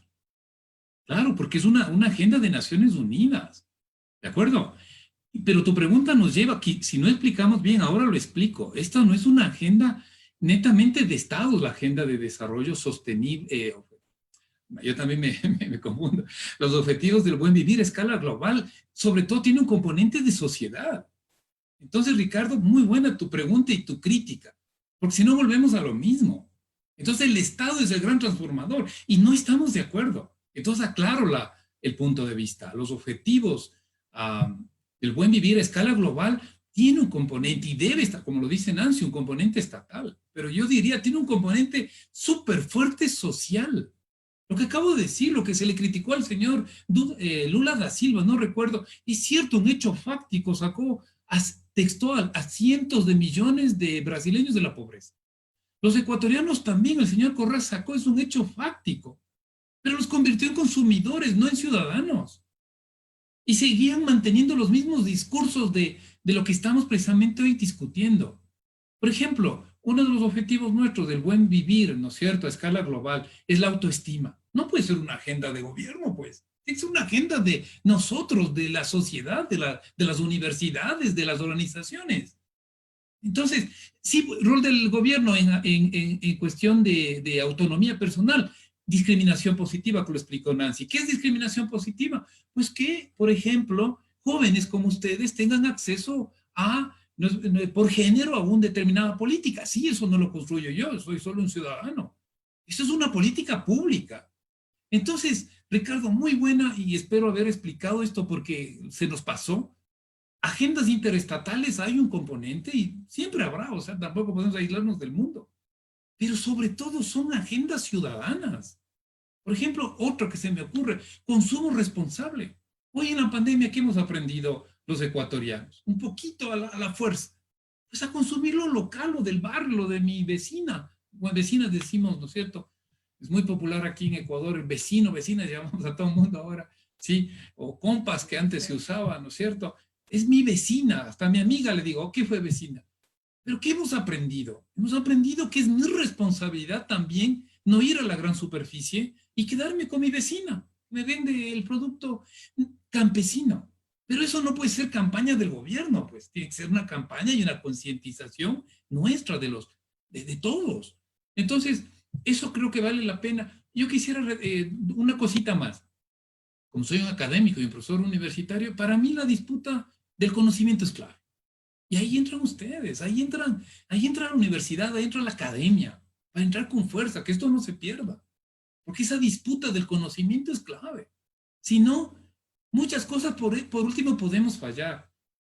La modernidad nos atrapa mucho. Tampoco podemos despreciar toda la modernidad. ¿Sí? Yo les decía a mis alumnos, o sea, ustedes tienen una ventaja brutal. Antes con Nancy íbamos a las bibliotecas, ¿no es cierto? Nancy caminando a las bibliotecas. Bueno, para otros fines también, ¿no? Para conocer a las chicas y chicos. Pero hoy no necesitas ir a la biblioteca en forma física. Eso no sé, de todos modos hay una ventaja y puedes llegar a cualquier biblioteca. De la UNAM puedo yo entrar ahora, o la de la Universidad Central desde México. Pero lo que pienso es que esa modernidad también nos atrapa. Por eso es muy importante el componente ciudadano, el componente de un discurso que se haga desde la sociedad y no solo del Estado. Plenamente de acuerdo, con buena pregunta, qué bueno que se la plantea. Y ahí hay una tarea tremenda. Ahí hay que escribir, con Nancy tenemos que escribir el segundo capítulo de este libro, ¿no? ¿Y qué hacemos desde la sociedad? ¿Cómo empujamos ya en la vida real? Eso, gracias por muy buena inquietud. Muchas gracias. Tenemos un comentario de Clemente que nos menciona que tiene un proyecto de generación de energía eléctrica mediante el pedaleo, que en el contexto del desarrollo capitalista no es sostenible, pero desde el aspecto financiero, pero el buen vivir abre esta posibilidad de que este proyecto se considere para ser parte de la satisfacción de la necesidad de energía suficiente lejos del aspecto económico, ¿no? Y yo tengo una pregunta. En este sistema que cuando hablamos estamos hablando sobre romper estas cadenas que tenemos de pensamiento, ¿no? De que cuando el fracaso personal se le atribuye a los fracasos individuales de las personas y no al sistema que no permite que las personas sigan creciendo, ¿no? ¿Cómo sería este proceso o cuál es el paso más importante para cambiar la forma en que la gente percibe lo moderno o lo desarrollado o lo progresista, ¿no? Perdón, también tenemos otra pregunta que dice, tengo una duda, entonces, ¿cómo podemos ver los proyectos implementados por países en vías de desarrollo que justamente retoman algunos de los ODS? He checado algunos y son muy buenas propuestas que no se dan a conocer, como sucede con los proyectos de países desarrollados. Sería bueno, Abby, que nos digas como algunas de estas propuestas. Y también alguien de Proyecto Ecociencias, que es una de nuestras organizaciones aliadas, quiere decir algo, me parece. Entonces, no sé, chicos de Proyecto Ecociencias. Soy yo, perdón, se me olvidó cambiarme el nombre. Hola, Este, Roger. hola, hola, ¿qué tal? Muy buenas tardes, muchas gracias por su valiosísima conferencia, Nancy y Santiago. Eh, Aparte de que creo que está increíble que se hayan tomado el tiempo para explicarnos esta propuesta de los OBBs, que desde, junto con Iván y la Alianza Universitaria, entre otros colectivos universitarios de aquí de la UNAM, la hemos estado analizando como una muy buena propuesta de la sostenibilidad con una visión decolonial.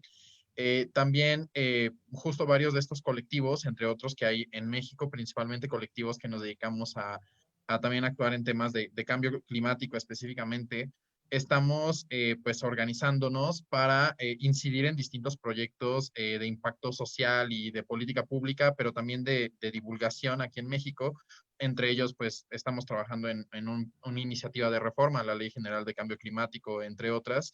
Y digo, por supuesto que me gustaría hacerles la invitación por correo electrónico y todo el rollo, pero me gustaría preguntarles si les sería posible y estarían interesados en ser parte de la gente que nos asesora en la División de Cambio Climático, porque pues justo creemos que al ser colectivos juveniles, pero principalmente universitarios, creemos que mucho de lo que nos pueden aportar nuestros profesores, nuestras profesoras, investigadores, la academia, pues, es muchas veces esta guianza o esta visión crítica que a veces a las juventudes, que creo que está muy bien que tengamos mucho entusiasmo y definitivamente ahorita, históricamente, nunca había habido tantos jóvenes en el planeta, pero sí creo que es importante apoyarnos en académicos que compartan estas visiones y que además estén interesados en hacer estas transformaciones. Y bueno, perdón por hacerlo así tan abiertamente en este foro, pero me gustaría mucho invitarles a que, si les es posible, fueran de nuestro grupo de asesores y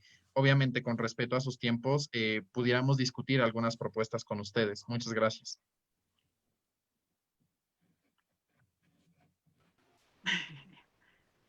Bueno, Rogelio, pues estamos muy dispuestos. Es muy interesante, ¿no es cierto?, crear estos espacios, sobre todo a nivel de Latinoamérica, de los países que en cierta forma compartimos algunas características comunes. Y yo creo que ya va siendo hora de que nos unamos, de que discutamos y de que hagamos propuestas conjuntas. Es muy importante porque yo creo que de la unidad de los varios países nosotros podemos tener gran poder de negociación si nos unimos varios países, pero eso es siempre lo que han evitado los países desarrollados, ¿no es cierto? Que nos unamos.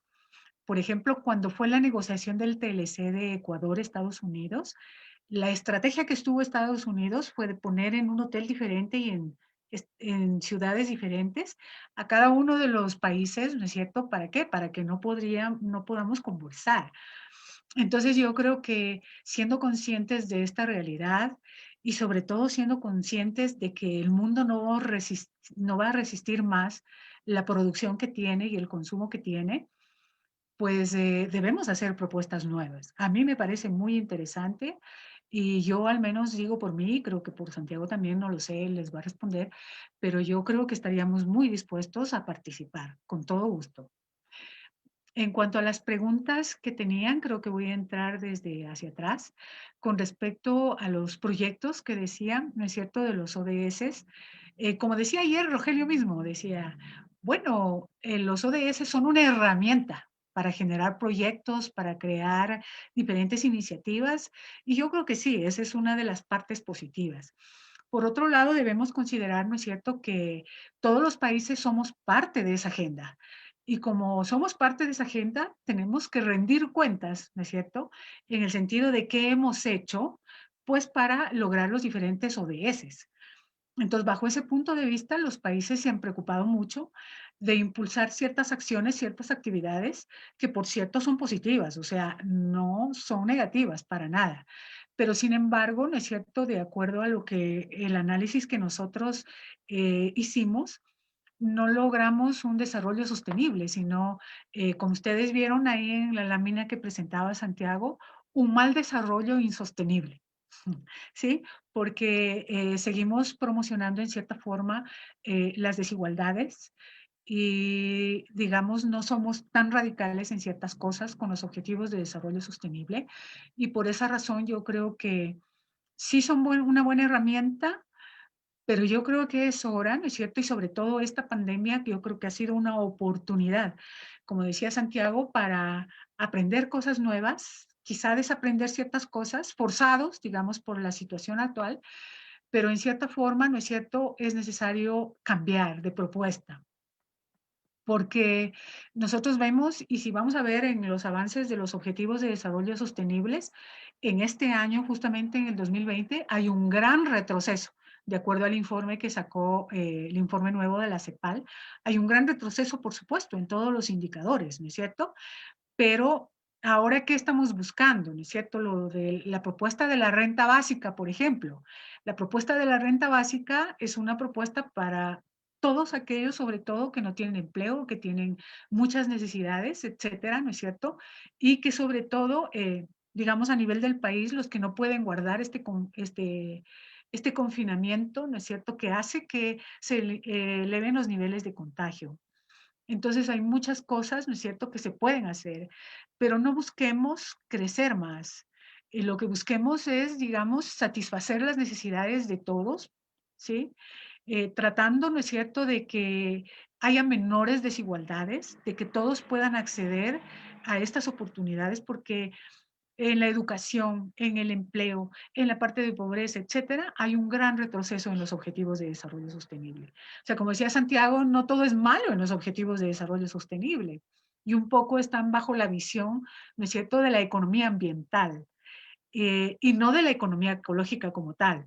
Eh, en ese sentido, ¿no es cierto?, yo creo que es muy importante como repensar, como que las Naciones Unidas ya no propongan los objetivos de desarrollo sostenible, sino se den un vuelco, porque a todos los países en este momento nos hace falta cambiar de modelo de desarrollo, o mejor dicho, cambiar de paradigma, ver otras alternativas, ¿sí? Y yo creo que en ese sentido, ¿no es cierto?, pensar en las necesidades básicas y fundamentales, como por ejemplo, un país necesita alimento, entonces, ¿a dónde debo dirigir las acciones? A los campesinos. A ver, ¿no es cierto?, ¿qué está pasando? Tratar de evitar que llegue el contagio allá, tratar de proveerles de lo que necesitan para producir o de facilitar, ¿no es cierto? Eso debe ser el Estado, un facilitador en ese sentido. Entonces, no, digamos, endeudarme más, ¿para qué? O sea, y tal vez importar cosas suntuarias, que en el Ecuador se ha dado mucho, ¿no es cierto? ¿Para qué? O sea, en eso deberíamos pensar y deberíamos hacernos un cuestionamiento. Yo creo que la época de pandemia, perdón, ha sido una gran oportunidad como para desaprender ciertas cosas, acostumbrarnos a otras cosas, tener grandes lecciones aprendidas, ¿no es cierto? Y también, como decía Daniel antes de empezar, un poco comunicarnos con el mundo y ver y discutir, ¿no es cierto?, a nivel de toda Latinoamérica, estas ideas para proponer una alternativa diferente. Una alternativa porque yo creo que el capitalismo como tal es un modelo que está agotado, pienso yo. Gracias.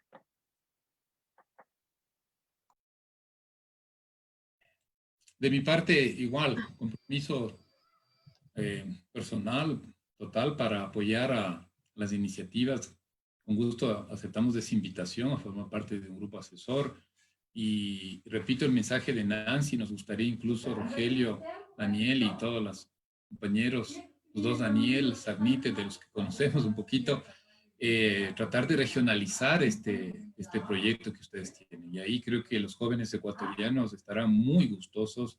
Igual, me imagino, los centroamericanos, hacia el sur de nuestro continente, están los jóvenes, yo creo que dispuestos, y es el momento, hoy es el momento precisamente de tomar partido por esto. Así que cuente con nosotros y ojalá, como digo, dejamos ese pedido de regionalizar esto. A veces les sentimos a los hermanos mexicanos muy del norte, compañeros. Se han alejado del sur y eso nos preocupa mucho a quienes queremos mucho a este lindo país como México, por los vínculos que tenemos, por la cultura, la música, todo, o sea, nuestras tradiciones, nuestra cultura tan pegada a lo mexicano, ¿no? En fin, el otro, sobre el proyecto de pedaleo y sobre los proyectos ODS, y vi una tercera pregunta en el chat. Bueno, y esto al final, los ODS, mejor descartémoslos y vámonos cuenta cero. Muy buenas inquietudes. Yo planteo así, a ver si logro explicarme, porque es súper complejo lo que hay detrás de estas preguntas. A mi modo de ver, esto hay que plantearse como una disputa. Una disputa significa progresividad. No es una estación, ya lo dijo alguien en las conferencias, esta es la estación de la humanidad y todo el mundo llega allá. Nosotros somos críticos de eso y no podemos cometer el mismo error. Esta es la estación final, como en el metro, no sé, ustedes deben llamarlo estación, finalización de un recorrido. Entonces nosotros también lo mismo, ¿saben qué? Los objetivos del buen vivir a escala global, esta es la estación final, kilómetro 20, ahí nos bajamos todo. No es así, ¿sí? Porque queremos ser críticos de los discursos y de los argumentos que nos han dominado en los últimos, no sé, tantos siglos de discurso de la modernidad. Entonces, creo que hay que plantearse como disputa, hay que plantearse como proceso progresivo de cambio, de transformación. En materia de pedaleo, no nos dieron los detalles, pero entendería un proyecto de energía alternativa. Pero esa energía alternativa tiene que, lo dije hace un momento también, no solo terminar en el mercado, ahí sí tenemos que buscar las otras opciones que no terminan en el mercado, si no volvemos a cero. Entonces hay otras opciones en donde es más importante la participación social. Puse un ejemplo. De pronto es más fácil, no sé, de pronto quizás hasta económicamente ir a la gran superficie y no quedarme con el productor local. Pero ya cambio mi perspectiva y digo, no, yo me quedo en el productor local. Porque además lo conozco, además es parte de mi entorno y así que me quedo. Me cuesta unos centavos más, pero me quedo. Entonces a eso voy, ¿no? Esto es una disputa de sentidos y una disputa pragmática y una disputa que hay que irla dando en el día a día. Así lo veo yo, ¿sí? En esto de la construcción del buen vivir o de los buenos buen vivires. Si no, no vamos a poder salir adelante y terminaremos todos frustrados, todos golpeados, ¿sí? La pandemia creo que nos ha puesto afortunadamente, digo, dentro de lo positivo, a cuestionar todo. Por ejemplo, el consumo. El consumo y la utilización de recursos, por ejemplo, vehículos personales. No sirve de nada un vehículo personal cuando tengo restricción y no puedo usarlo. Entonces nos hemos dado cuenta que sí, que había una crítica que estaba velada y que la pandemia le pone al frente y dice, a ver, ¿por qué tienes 3, 4 vehículos personales? No te sirven. Igual en cualquier término de consumo. Entonces me parece que plantearse así, ¿no? De disputa, en ese sentido de ser progresivo, de etapas, de enfrentar lo más crítico de las insostenibilidades. De la agenda ODS, yo rescaté algo. Una cosa eran los objetivos del desarrollo del milenio desarticulado. Acá hay una propuesta más articulada, más integral. Pero de esto no planteamos. Nancy lo planteó muy bien. El tema educativo, la interculturalidad, todos los esquemas, ¿no es verdad? Los esquemas de reforma curricular de las universidades, todas parecerían que no tienen una visión que no sea la modernidad. Eso es lo que hay que cuestionarnos y hay que construir. Por ejemplo, ¿cómo enseñar emprendimiento en América Latina? No puede ser el emprendimiento basado en el éxito y la variable económica, ¿no?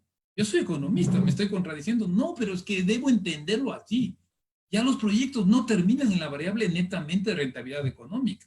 Así debemos, distinguidos amigos que nos ven y nos escuchan, así creo que debe plantearse esto, ¿no? Un proceso desde adentro hacia arriba y desde arriba hacia abajo, sobre todo de un Estado nacionalista, un Estado bien bajado los pantalones y las faldas por construir el buen vivir y los ciudadanos movilizándonos y progresivamente transformando esto. No quiero decir, porque ya me han criticado este discurso, significa conformismo, no hacer nada, no estoy diciendo eso. No estoy, porque estamos incluso la pandemia en lo bueno, cambiando de actitudes, estamos pensando de manera diferente. En educación, el emprendimiento, las redes que estamos construyendo son diferentes de hace 10 años, en esa perspectiva de construir una vida mejor. Entonces, vale la pena, creo que son dos cuestiones muy, muy importantes que incluso a nosotros nos va a permitir incluso ir perfeccionando nuestro discurso como cientistas, como académicos. Como lo decía, y vuelvo a repetir, esta parte de la disputa del cognoscitiva para mí es clave. Ahí nos jugamos, no sé, un 60, un 70% de este partido, para ganar o perder. Yo creo que ahí entramos y a partir de eso, pues ir concientizando y movilizando a la sociedad para esta construcción del buen vivir. Muchas gracias. Tenemos otras más preguntas. Una nos menciona que cómo podemos ver a los proyectos implementados por países en vías de desarrollo que retoman a los ODS, ¿no? Han hecho algunas buenas propuestas, pero que no se dan a conocer, como sucede con los proyectos de países desarrollados. Y otra segunda es, ¿existe la posibilidad de que en el 2030, que acabe la Agenda 2030, ya que es poco posible que se cumpla y también poco deseable que se cumpla a cabalidad, presenten ante Naciones Unidas los objetivos del buen vivir, luego de un diálogo intercultural con otras regiones? Pienso que esto debe y puede hacerse a gran escala. Y finalmente tenemos una que, ¿cuáles son los mayores retos de la agenda, de los objetivos del buen vivir ante la crisis climática? Y bueno, me anticipo, le gano a Nancy en responder. A ver, lo primero ya respondimos, y yo hice mención, creo que lo hice muy rápido en el sentido de los países en desarrollo, ¿sí? Esta necesidad de ver esto de una forma dinámica. A mí me parece, para un poco sacar algunas conclusiones finales de este encuentro, es que la pandemia del COVID-19 ha puesto en una situación mal posicionada a los ODS. O sea, a mí me parece que se va a abrir una gran oportunidad para que en la agenda internacional nos planteemos de que esos ODS no son, al 2030 es imposible cumplir, por las nuevas condiciones, para las nuevas realidades. Entonces, para decir algo concreto ahí, me parece que hay un espacio muy interesante, muy importante, para plantearnos en la agenda global, en la lucha global, ¿sí? La posibilidad de replantear los ODS. Y ahí incluir mucho de esta disputa que acabamos de ver, esta disputa que están y que intentamos darlo desde los objetivos del buen vivir a escala global. Así que creo que hay un espacio importantísimo. No se puede plantear los ODS mantener la misma lógica, por ejemplo, en esa parte muy crítica del crecimiento económico. Recuperamos y verán cómo todos vivimos mejor. No, eso no es cierto, no vamos a volver a esa prepandemia, ¿no es cierto?, a todo lo que se ha escrito sobre esa nueva normalidad. Así que por ese lado, me parece que más bien definitivamente al 2030 se queda cortísimo por todas las razones y se nos abre un buen espacio de disputa, sobre todo del conocimiento y de movilización social para decir, aprovechemos para mejorar esto, aprovechemos para una agenda internacional más consistente con nuestras vidas, con nuestras necesidades, ¿sí? Y luego, eso ya le corresponde a cada país también organizarnos para hacer nuestra propia lucha interna por los buenos vivires que nos corresponde a nosotros, a nuestras sociedades, a nuestro contexto. En fin, me parece que va por ahí y sería bueno otro evento para decir en qué puntos más en detalle deberíamos ya plantear en la agenda global para que, ¿no es cierto?, para empezar, a mí el 2030 ya no me gusta, no suena nada ya el 2030, hay que pensar otro, hay que pensar de diferente manera, ¿sí? Para para construir una nueva visión de sociedad global, ¿no?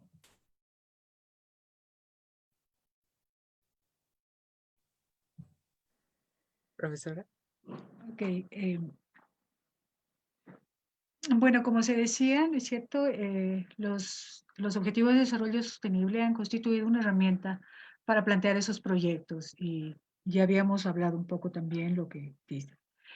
Con respecto a la posibilidad de plantear los ODD luego de los Objetivos de Desarrollo Sostenible, en realidad, uno de los objetivos de nuestra investigación fue sensibilizar a la cooperación internacional, ¿no es cierto?, y a los organismos internacionales para que planteen justamente los objetivos del desarrollo, los objetivos del buen vivir.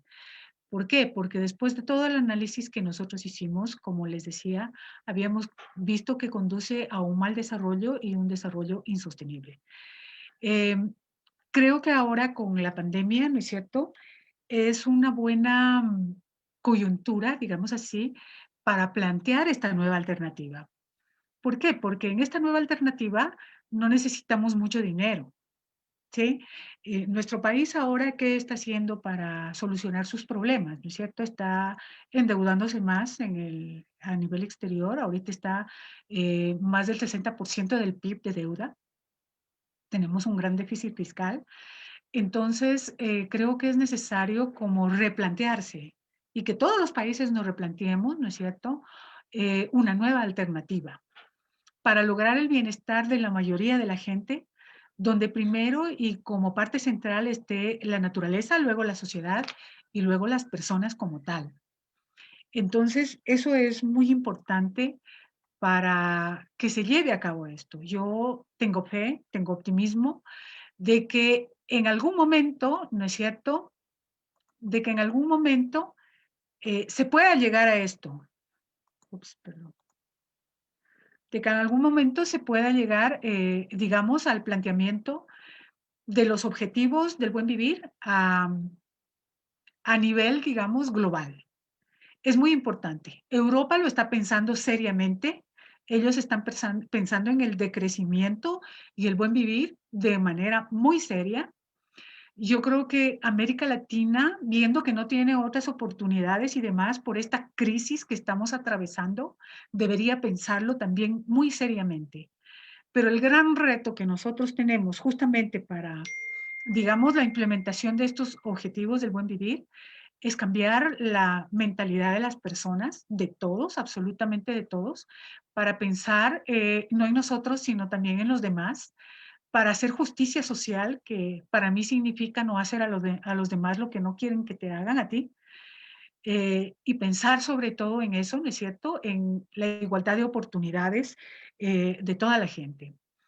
El gran, digamos, desafío que tenemos con los OBB para dentro de la crisis climática es justamente la reducción de la producción y la reducción del consumo. Pero la reducción de la producción y la reducción del consumo significa que somos nosotros más conscientes, ¿no es cierto?, de que debemos consumir menos. Y yo creo que el gran reto es justamente cambiarle, como decía, de forma de pensar a la gente para que demande menos cosas que no necesita, sino que demande cosas que realmente necesita para satisfacer sus necesidades. Entonces, la demanda puede manejar muy bien la oferta. Si a mí no me compra como empresario, yo no sigo produciendo, no sigo aumentando la producción. Y sobre todo de cosas que la gente no necesita en realidad y que obedece más a sus deseos que a sus necesidades. Entonces, a partir de ahí, nosotros podemos ir cambiando, ¿no es cierto? Justamente ahora, fíjese, nosotros tenemos que imponer una política procíclica en el Ecuador es muy difícil, porque la gente no tiene dinero para consumir, en primer lugar, y en segundo lugar, como todavía estamos o mantenemos un semi-encierro, ¿no es cierto? Entonces tampoco es que podamos consumir como lo hacíamos antes. Ahora estamos viendo otras alternativas, pero creo que todos estamos siendo más cuidadosos, ¿no es cierto? En el sentido de que también, pues el gobierno tiene menos recursos. Y en ese sentido estamos todos, al menos en el Ecuador, haciendo grandes sacrificios, ¿no es cierto? Y eso implica que en cierta forma estamos obligándonos a pensar diferente. Y yo creo que por eso decía que el reto, ¿no es cierto?, dentro de este cambio climático es justamente disminuir la producción, pero que es a través del consumo, es decir, modulando la demanda. Y para modular la demanda significa que la gente tiene que pensar de diferente forma. Gracias. Muchas gracias. ¿Tenemos alguna otra duda, comentario? Malinali, Marcos,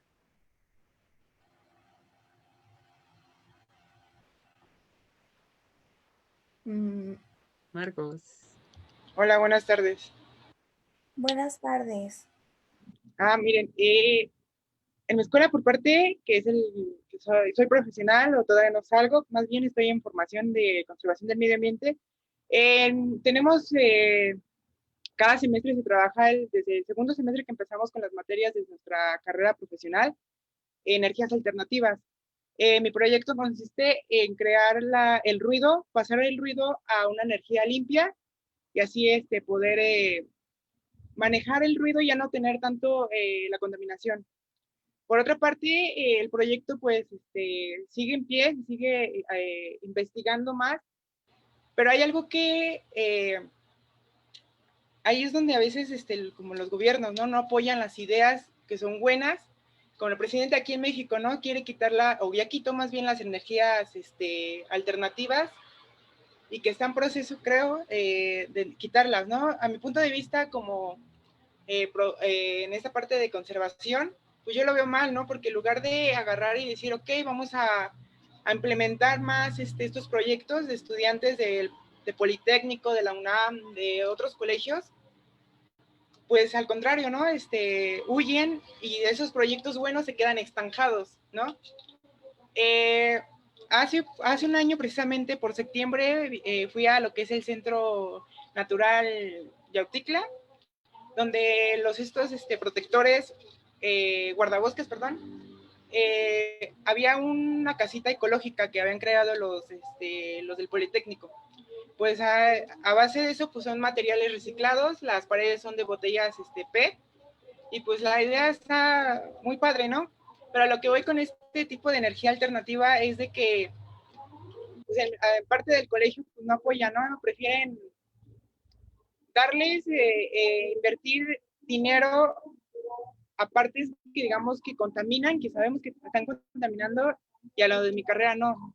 Entonces es así como de injusto esa parte, porque es un proyecto bueno que estoy buscando yo en la manera de sostenerse y que la escuela ya no pague, digamos que la luz, ¿no? Que ya no pague luz y que ese proyecto salga y se pueda vender y pueda ser producido a grandes industrias, ¿no? Pero es un proyecto que pues todavía me falta muchos años por investigación.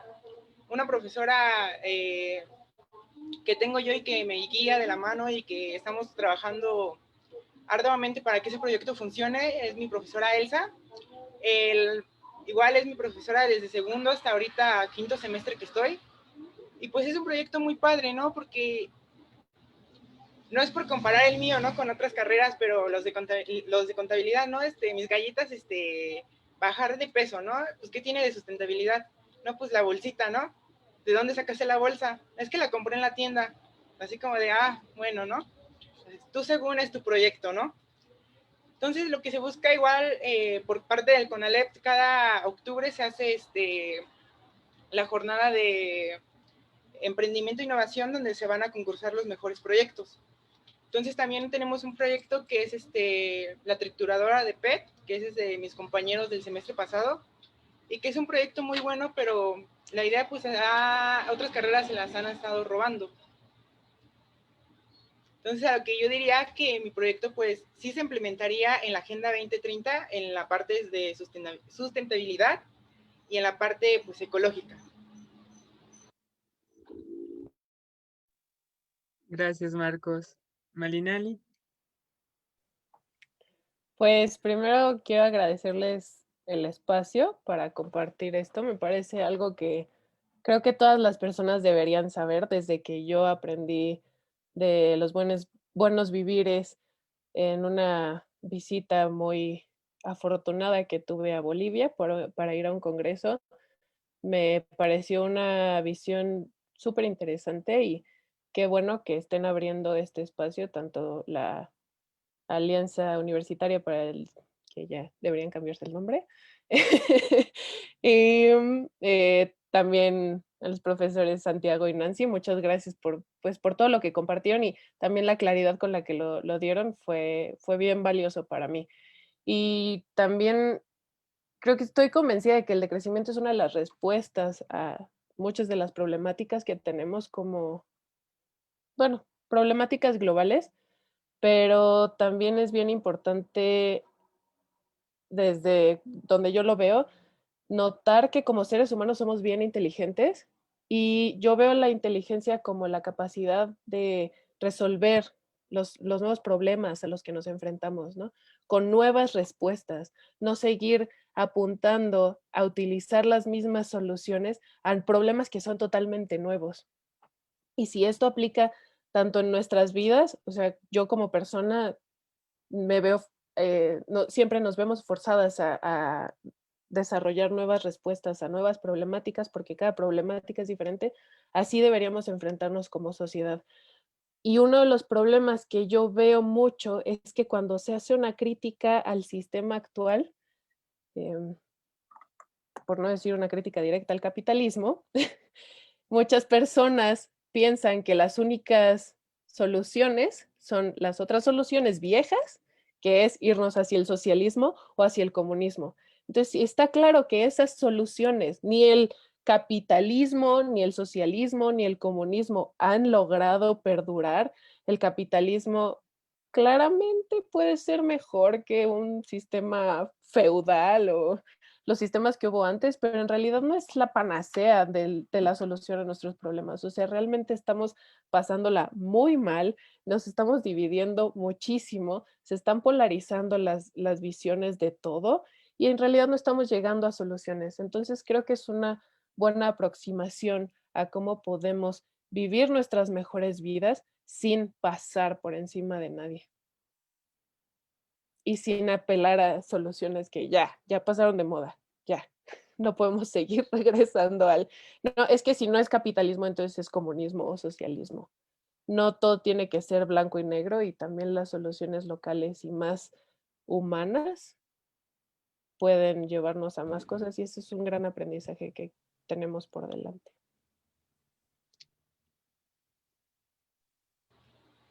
Muchas gracias a Malina Lee. Malina Lee,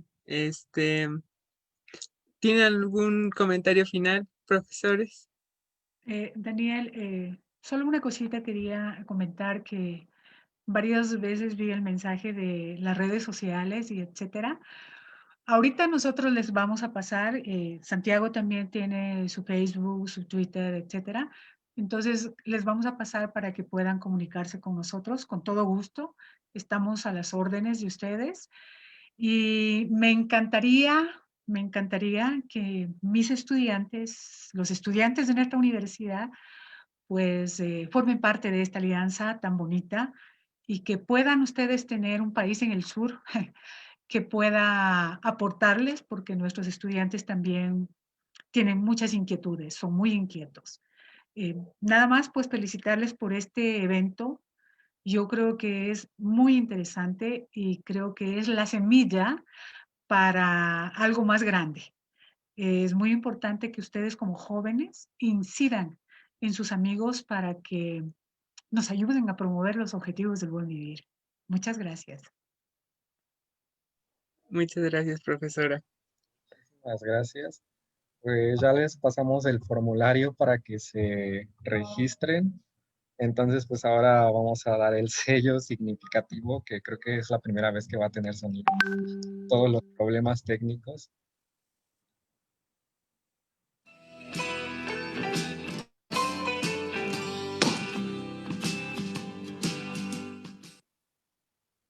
Y bueno, pues yo quisiera hacer una pequeña reflexión antes de terminar. Pues primero que nada agradecer muchísimo a ambos profesores desde un inicio. Fueron realmente inclusivos y mostraron como otra cara de la academia que muy pocas veces luego llegamos a ver, porque pues a veces llegamos a contactar a académicos y no son como tan accesibles o tan abiertos a trabajar con jóvenes, ¿no? Y ustedes realmente, pues, sí mostraron una enorme apertura en ese sentido. Y con gusto, pues, recibimos a todos los estudiantes que nos envíe de Ecuador y de otros países. Y también, Roger se tuvo que ir, pero me dijo que le agradeciera muchísimo y que con gusto nos vamos a contactar con usted también para lo de la División de Cambio Climático. Y pues mi pequeña reflexión es, no quiero caer un poco en el eurocentrismo, pero pues, o sea, después de la pandemia, de la enorme pandemia que hubo en Europa, pues se dio como el renacimiento, ¿no? De como este resurgimiento, por así decirlo, de su civilización. Y yo creo que pues estamos como en un momento clave para que haya un resurgimiento de forma distinta, ¿no? Un resurgimiento pues desde el sur global, con nuevas perspectivas en la que el hombre pues no sea como el centro de todo, ni mucho menos, sino que, como ustedes han estipulado, realmente se vele por el equilibrio con la madre tierra, ¿no? Que al final de cuentas perdemos siempre de vista que somos parte de la misma y que tenemos que pues actuar como tal, ¿no? Dejar esas ideas de individualismo que imperan en muchos casos y pues aumentar la cooperación, ¿no? Para que realmente podamos pues hacer frente a toda la crisis civilizatoria que existe. Bueno, igualmente antes de concluir, profesor y doctor Santiago, no sé si quisiera también compartirnos sus comentarios finales ya para escuchar, por favor. No, a mí, se me escucha ahí. No, agradecerles, muy bien, chicos, nos quedamos gratamente con Nancy impresionados por la organización, por el nivel. Cuente con nosotros en lo que podamos seguir apoyando, eso es un compromiso que lo asumimos muy frontalmente. Gracias, ha sido una linda, linda experiencia. Esto no termina aquí. Como ciudadanos, como futuros profesionales, en su caso, nosotros los académicos, hay que seguir la lucha, hay que seguir la disputa, hay que seguir sin desmayo construyendo una vida mejor. O sea, eso para nuestros hijos, para nosotros mismos, para la familia que viene, para las personas que están detrás de nosotros. Así que felicitaciones nuevamente. Gracias de mi parte. Solo me quedo agradecido por la oportunidad. Bueno, sin más, Muchas gracias. queremos agradecerle a los profesores por su tiempo y por sus aportes que han sido súper valiosos para esta mesa. Ha sido un diálogo muy rico. Y solo queremos invitarlos a los foros de mañana que van a ser economía solidaria desde nuestra experiencia local y construyendo un futuro post-COVID resiliente y más equitativo, ¿no? Muchísimas gracias a todos y a todas por participar el día de hoy y esperamos que sigan participando porque esto es para crear más redes, ¿no? Somos como la semilla del que va a crecer un árbol y queremos hacer las raíces más fuertes y más largas. Muchísimas gracias a todos. Solo indicarles, por favor, que la economista Medina me acaba de indicar que se le fue la luz, que mil disculpas, se despide y que les agradece mucho. No, está bien, entendemos.